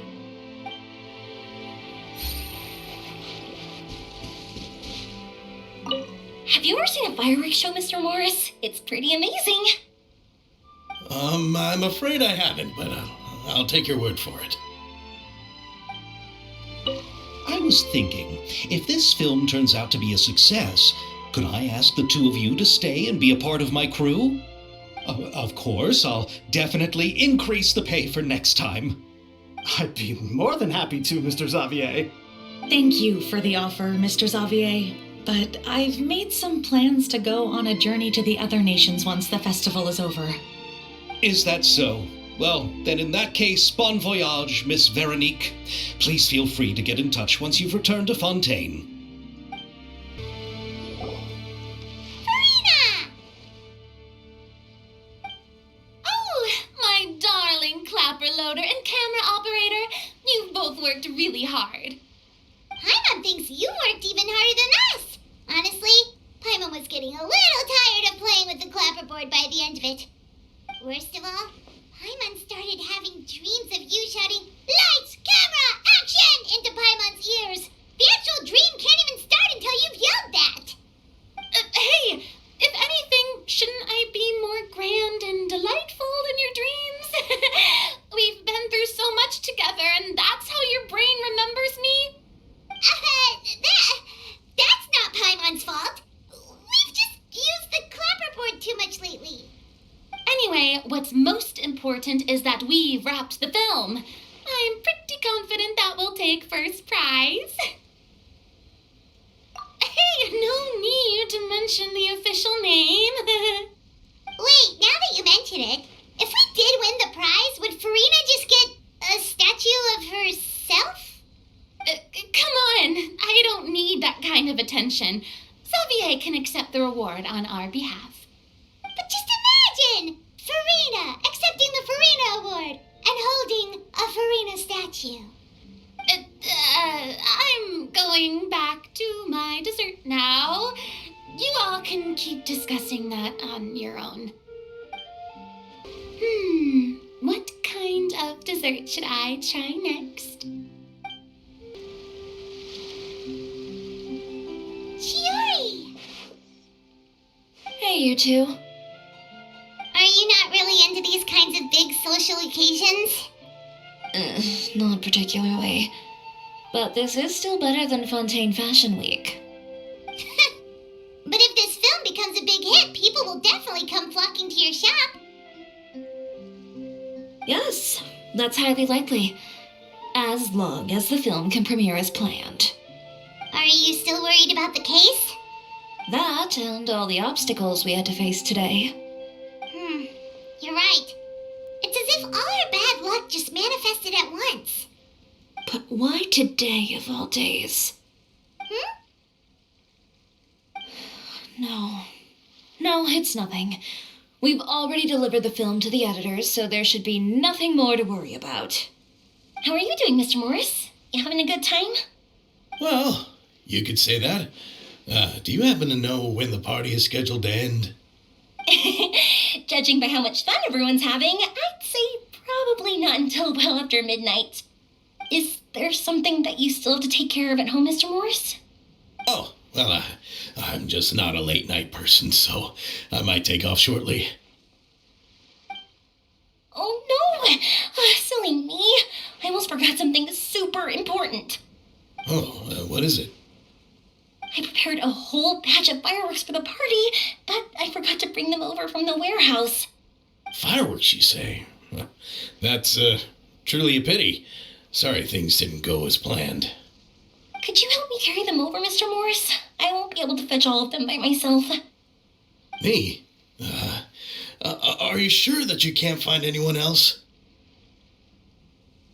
I just wanted to make this a surprise for everyone. The warehouse isn't far from here. We'll be there in no time. Pretty please, Mr. Morris. These are some of the best fireworks I've ever made. So I also want you to see them before you leave. They're stunning. I promise that they'll be a once-in-a-lifetime experience that you'll never forget. But... It's okay. Just come with me. If we're sneaky enough, nobody else will see us leaving. All right. The warehouse is right over here. I moved the fireworks there in advance, so it shouldn't be too much work bringing them back. It's still a ways away from the party. Sorry about that, Mr. Morris. It's probably because I'm used to carrying fireworks all the time, so it doesn't feel like a lot of work to me.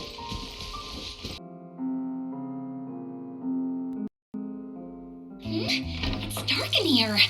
Wait here, Mr. Morris. I think the light switch should be somewhere over here.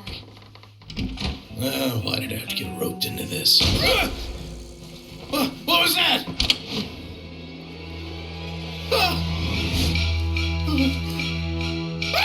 Who's there? Get me out! Get me out of here! Did you really think you'd get away, Morris?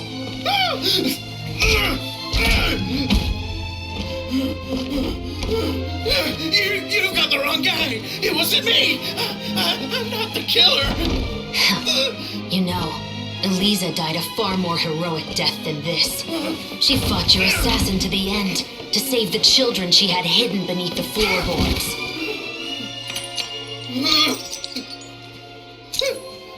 That is Eliza's pendant, the one with a photo of you two inside. The one you gave her.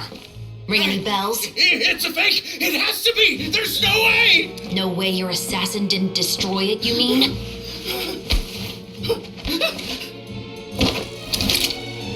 Did you ever love her, Morris? Or was killing her always the plan? No, please. Listen to me. I told Eliza to keep us a secret. I paid her plenty for her silence. I never thought she'd keep the child. Everything was gonna come out, and I had no choice. She forced my hand. No! I'm begging you. I have money. Just name your price, please. You can keep your Mora, and you can go to hell.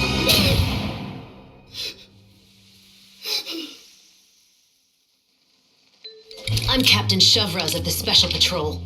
Morris, you're under arrest for Eliza's murder.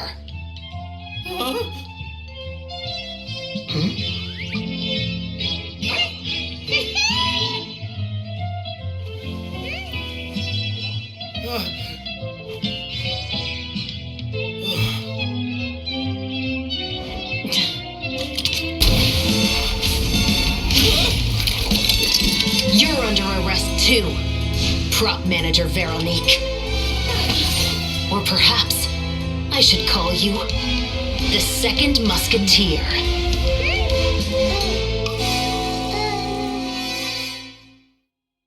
Wait, what's going on?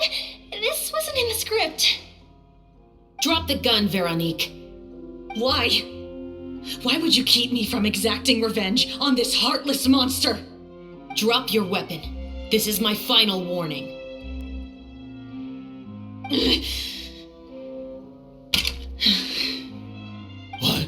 What is going on? Do I have to spell it out for you, Morris?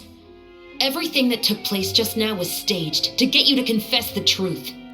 But this last part is all improv, of course.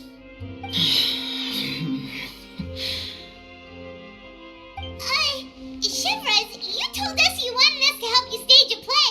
You never said anything about the Second Musketeer. A It's because even I had no way to confirm my theory until now. Thank you for your performance, Yoimiya. Could I trouble you to go and bring in the other Special Patrol members? They should be on standby just outside. Oh, and please tell the other cast members not to worry about us. We'll be rejoining them shortly. On it!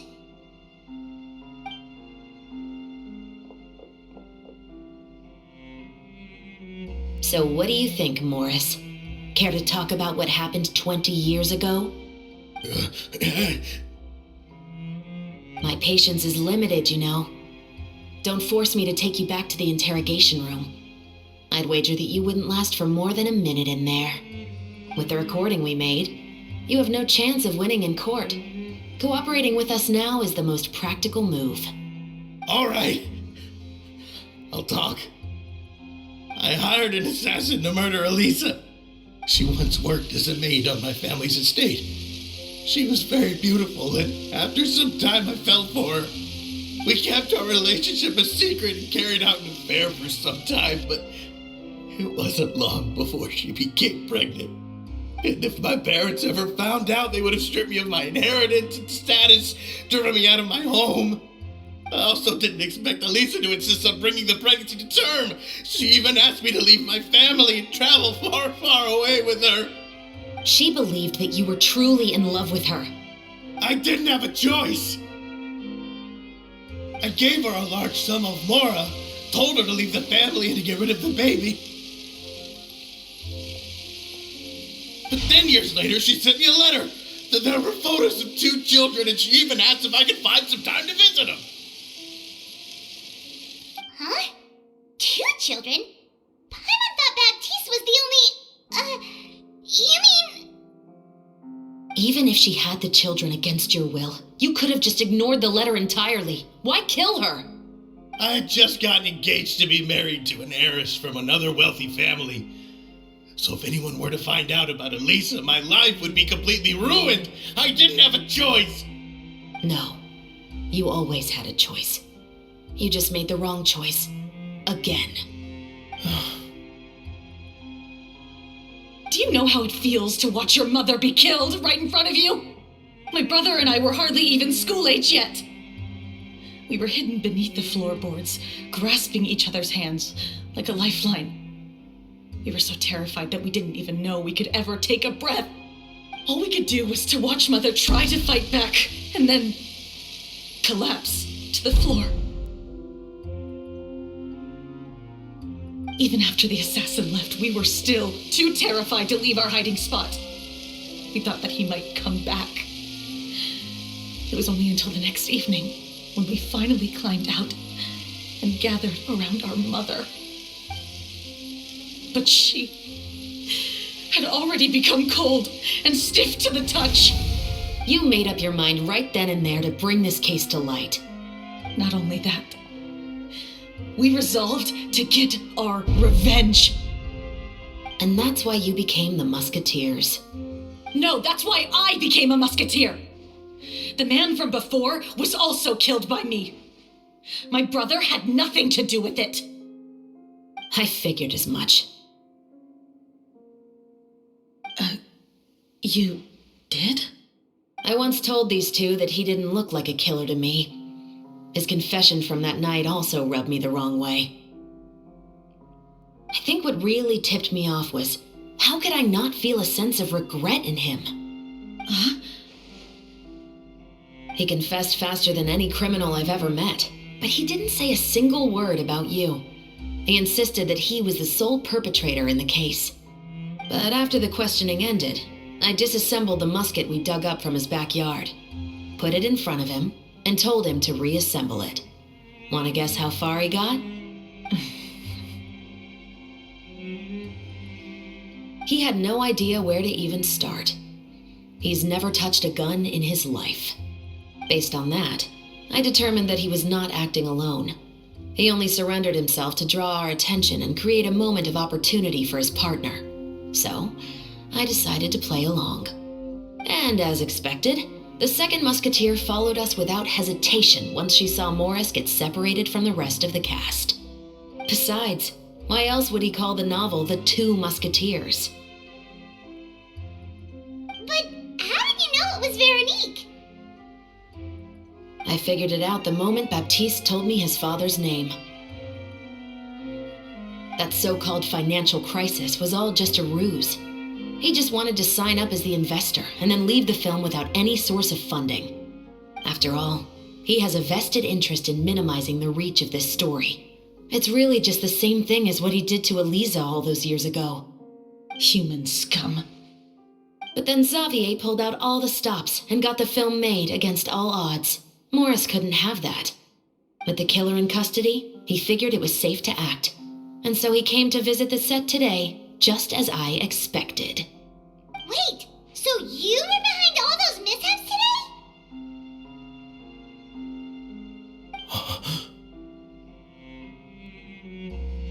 As for the identity of the second musketeer, I assumed they'd probably stay close to Morris and look for an opening. And if they already knew that Morris was the film's investor, then that narrowed the list of potential suspects as well. Furthermore, being the props manager would allow the culprit to avoid scrutiny by purchasing mechanical parts in the name of the crew. With that hypothesis in mind, I went back to check Baptiste's orphanage adoption records. Guess whose name I saw on the same page, just a few lines from his. My brother. He trusted you.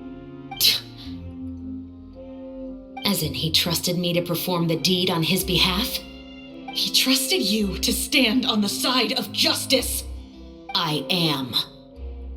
I thought you could do it as well.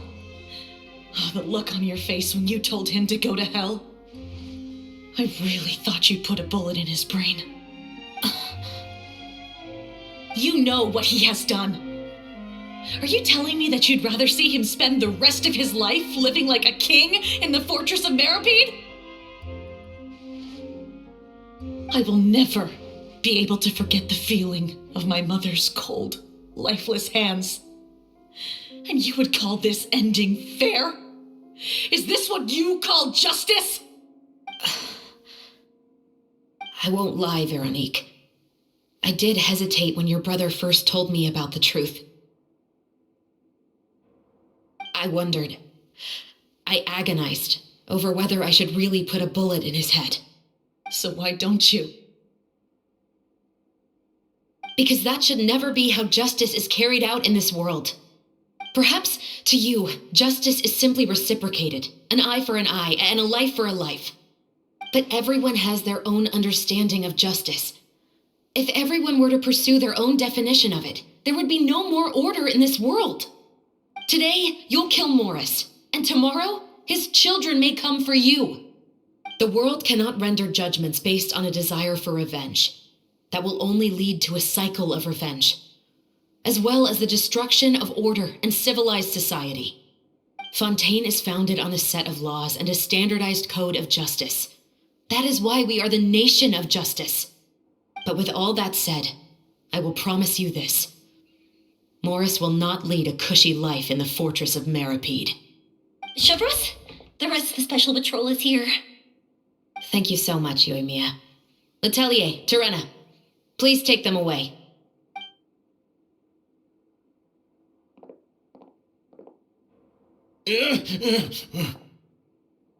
I still can't agree with your reasoning. I know. Justice has not been delivered. At least, not today.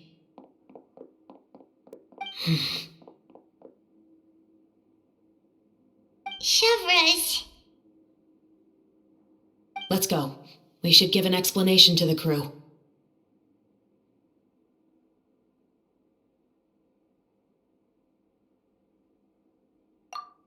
Thank you for your concern. I'm fine. I'm just thinking about the things in life that have driven people to take justice into their own hands.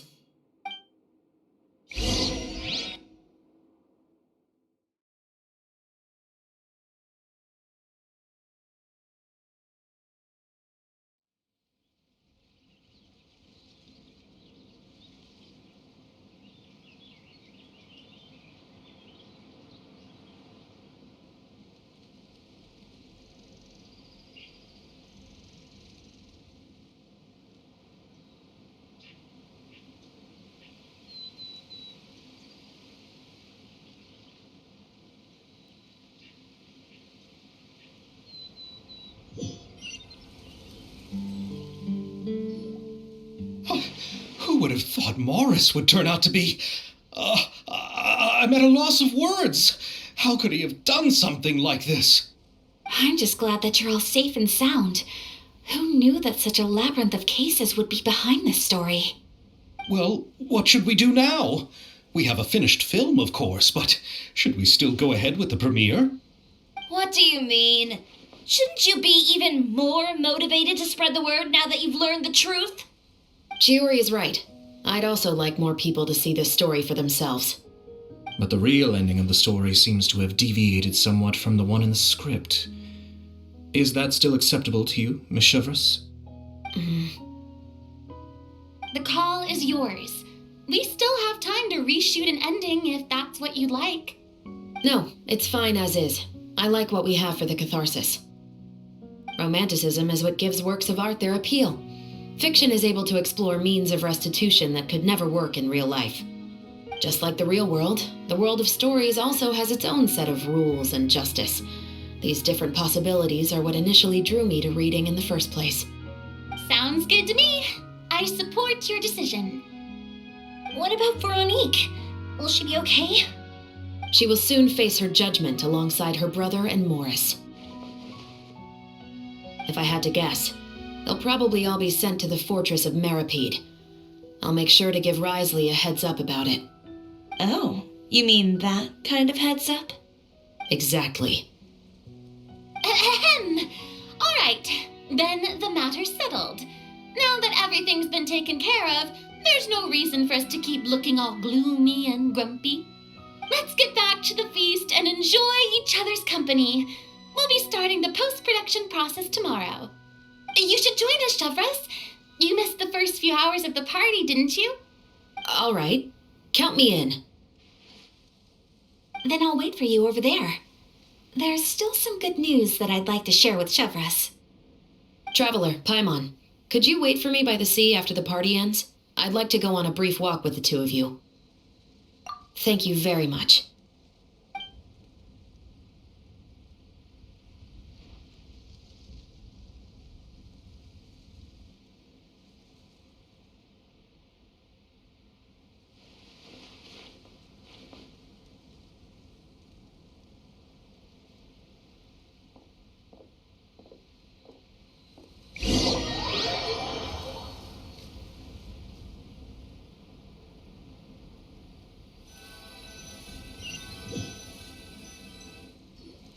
Sorry for the wait. Oh, we weren't waiting long at all. Is there something else you wanted to tell us? No, I don't have anything new to share. I just felt that since you were my investigation partners, I should have another conversation with the two of you.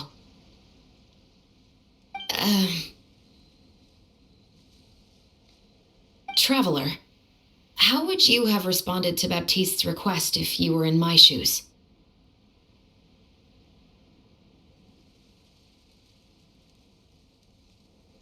Is that so? Well, thanks for sharing. When I was young, my father often took me here to swim. We'd come rain or shine, even when it was freezing cold. He told me that swimming was the best activity to train one's strength of will. You could never give up before reaching the shore, especially when the water was cold. Oh? Why's that? Because the moment you give up would be the moment you die. At that point, I still hadn't received my vision.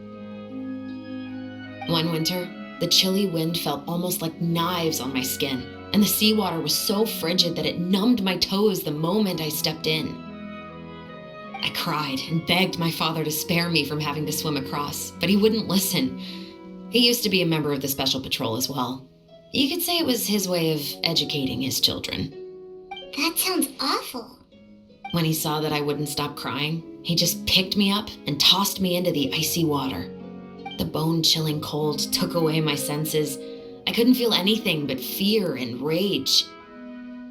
I waited for my father to save me, but one look and I knew he'd already started swimming for the opposite shore. I realized that if I were to give up, I really would die right then and there. I used all of my strength to try and catch up to my father. Those few minutes felt longer than my whole life up until that point. I did, however, make it to the other side. I've never felt afraid about anything in my life after that, nor have I ever cried again. That way of teaching would have never worked on Paimon. Yeah, I don't think that was the right method for anyone.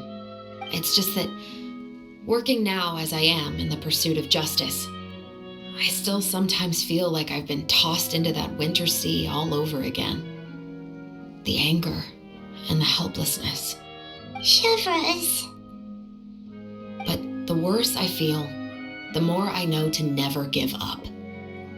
The alternative would be to forever lose myself among the waves. Anyway, how about a race? Neither of us will drown, but we can still see who swims faster. You guys go ahead. Paimon will grab the clapperboard to mark the start of the race. Whoa, that felt good. You are so fast in the water, Chevres. You are swimming even faster than Paimon can fly. So, about the special patrol. Did you join because of your dad? Partly, but I'd say I was more inspired by the heroes I read about in stories growing up. Oh, so it's due to your love of stories. Of course, it was only after I joined the Special Patrol that I learned that truth is often stranger than fiction. Come on, let's walk a bit more.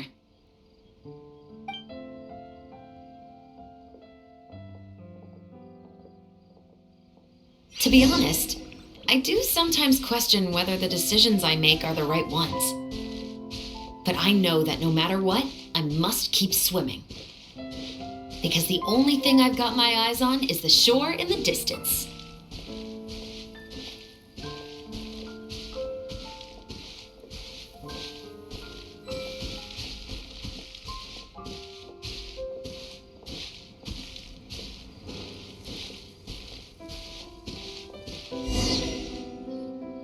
Thank you for coming on this walk with me. I feel a lot better after getting all that off my chest. Huh. We're nearly back at Baptiste's house. Huh, you're right. I didn't realize we were so close. He really did plant a lot of flowers. It's just like how he described it in the story. Huh? Wait. Paimon, Traveler, look! The rainbow roses in the garden. They're in full bloom now.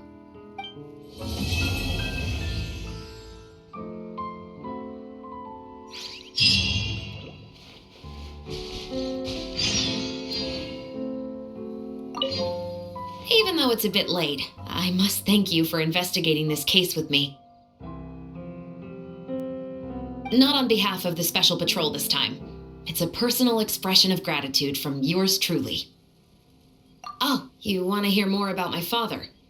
To be honest, I didn't spend that much time with him. He was always busy with his Special Patrol, so he would often return home really late at night. Some nights, he didn't come home at all. Once, he didn't come home for a long time, maybe a whole week or so. When I went out to buy food, I learned that he had become a criminal, and by extension, that made me a criminal's daughter. But we can talk about that another day. I actually have a lot of sympathy for Veronique and Baptiste. I can understand the hatred they feel for their father. But that doesn't mean I'll allow them to walk the path of evil, even if it might lead to another sense of justice. Films are different from the real world. They're a form of art and represent the wishes in people's hearts. I adore the two Musketeers, and I'm very happy to have had the opportunity to act the role as one. I can't wait to catch the film when it premieres in the Opera House. I'm looking forward to seeing the audience's reaction to the climactic ending. Thank you for looking out for me. I'll see you at the award ceremony. I'd be very surprised if we don't win.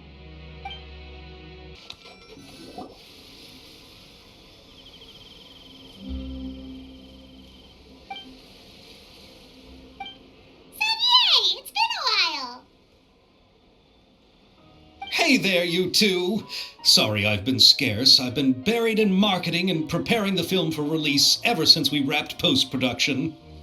The award ceremony is today, right? Paimon wonders if we'll win the Farina Award. I'd give it a 90% chance. Farina! Oh, Paimon didn't know you were already here. You're earlier than everyone else. I'm sure the others will also be here in no time. Xavier, if we end up getting called on stage, shouldn't you come up with a name for our crew? Well, but we don't even know if we're going to win. I wouldn't want to jinx our chances by celebrating early. Just open your eyes. Surely you've seen the audience's reactions to our film. We've had nothing but critical acclaim. You've also had conversations with the Opera House's operating staff, right? Didn't they want to increase the number of showings? With the mora you've made from the box office, you can now open your very own film company. But that's all credit to my amazing crew. You've all helped to make this a reality, so I can't be the only one asked to come up with a name. Well, give it some thought. I'm sure the crew will respect your choice. All right, but before that, Traveler and Paimon, could I trouble you to quickly pay a visit to the Fortress of Meripede? Huh? But shouldn't we stay for the award ceremony? I wanted to ask you two to invite Shavraz to join us at the ceremony. She's one of the lead roles, after all. I haven't been able to find her recently, so I haven't had the chance to invite her personally. According to the papers, the culprits of the Musket murder case will be personally escorted today by the captain of the Special Patrol to the Fortress of Meripede. Oh, Paimon gets it now. Yep, just wait here, Xavier, and maybe try to come up with a few snappy-sounding names. All right, then I'll leave you to it. This is as far as I'll be taking them. I'll leave the three of them to you now. Got another errand to run? Something like that. I'm expected at a party. Now that's something you don't hear every day. Found a new pastime? No, it's just a special occasion. Shavraz! Risley! Festivals really do bring people together. It's been a while since I last had so many visitors at the Fortress of Meripede. Call it the festival spirit, I guess. Yeah, you could say that. Even our head nurse has gotten herself all worked up preparing super deluxe nutritious shakes. Just one gulp and you'll have met all your nutrition needs. Were you talking about work just now? We've already finished discussing everything. So, what do you think about my heads up, Mr. Risley? I believe I haven't yet made any promises or guarantees. But you also didn't shoot me down. Here, how about this? You could give everyone a copy of the newspaper. Perhaps on the day when the cover story happens to, oh, I don't know, expose a certain someone's misdeeds from 20 years ago? I suppose then a certain someone may soon find himself the most unlucky person in the Fortress of Meripede. While another two people will soon be hailed as heroes. Speaking of heroes, did you two need something from me? Actually, we're here for... You're here to invite me to the party, right? Don't worry, I didn't forget. Ooh, then let's head back right away! See you, Risley! Happy Fontanalia Festival! And the same to you.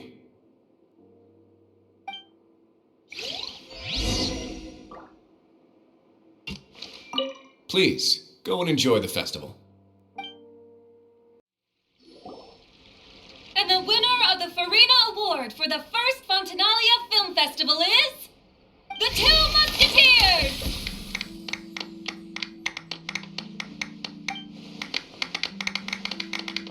We won! We really won! Congratulations, Mr. Xavier. We won? I can't believe it! I really can't thank all of you enough! See?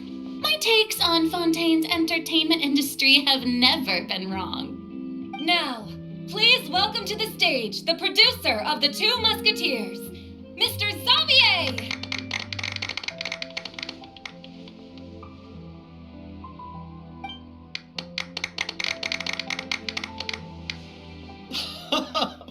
Thank you. Thank you all so much for your recognition and support. While I'm up here, I would love to give special thanks to... Time really flies, huh? It certainly feels that way.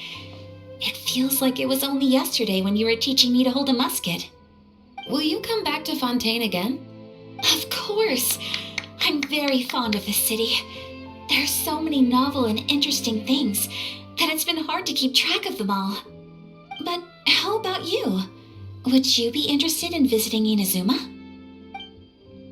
I can't say the thought has crossed my mind before, but I'd be willing to consider it now. I will be eagerly awaiting your visit. It would be wonderful if you could visit my home and enjoy a taste of our tea and desserts. Yeah, let's keep in touch. Did you accomplish all you came here for? Yes. And you should visit Inazuma again sometime. How has Ogura and her business been? To my knowledge, she's doing quite well. Tell her I said hi. I certainly will. I heard the thunderstorm has stopped. Yes, and the war has also been brought to an end. Peace and prosperity has returned to the islands. I quite like the sound of that. Perfect for hanging textiles out to dry. I'd like to offer my thanks again to the entire cast and crew. Without you, I would have never completed this film, much less had the opportunity to be standing on this stage. With the support of my entire crew, I would like to officially announce our film company, Musketeer Pictures. Oh, that has a really nice ring to it. Then in that case, let's please welcome all the members of Musketeer Pictures onto the stage for a commemorative photo. Oh, Paimon didn't know we'd also be taking pictures. Director Farina, I believe you are the most deserving person to raise this trophy. Huh? No. There's no need. It's so embarrassing. It's an honor the director deserves. Yes, I agree.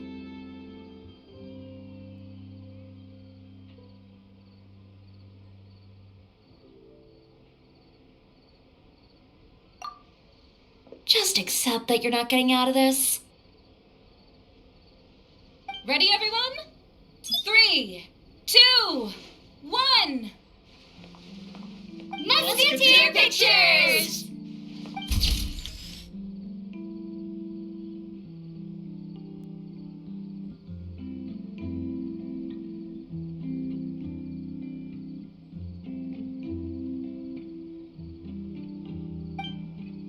Miss Yoimiya, we haven't had the chance to talk, but please accept my thanks for everything you've done over the past few days. Oh, but I feel like I didn't do anything out of the ordinary. I'm very grateful for your assistance during that special performance in the warehouse. It was always going to be somewhat risky to engage and draw away Morris all on your own. You're only a civilian and have never been trained to act in such a dangerous situation. Don't say it like that. As the director's assistant, it was my duty to help out the crew however I could. It was an honor to help you solve the case. I have to admit, though, my heart was thumping super hard the entire time it was laying on the ground. I was scared that everyone would notice. You did great. Oh, and before I forget, if you ever visit Inazuma, please come and pay a visit to Naganohara Fireworks. I'll make some fireworks for you. I even know what shape we'd make. I'm guessing a musket. Telling you now would ruin the surprise.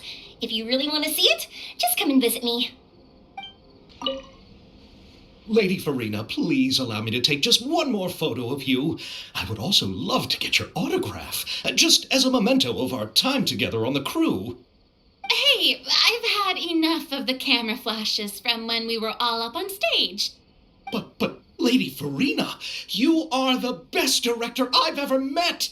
The most photogenic maiden in all of Fontaine. This kind of lively and celebratory setting is exactly where you shine. I believe all photographers would agree.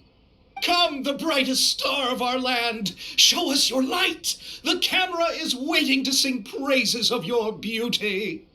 Well, I'm flattered, but... All right, I'll humor you and try a few more different poses. But I don't have to hold the trophy, right? Of course. You may pose however you like. Thank you so much. Thank you so much. By the heavens, my luck has been beyond belief. I'm having a hard time coming to terms with it now. Oh.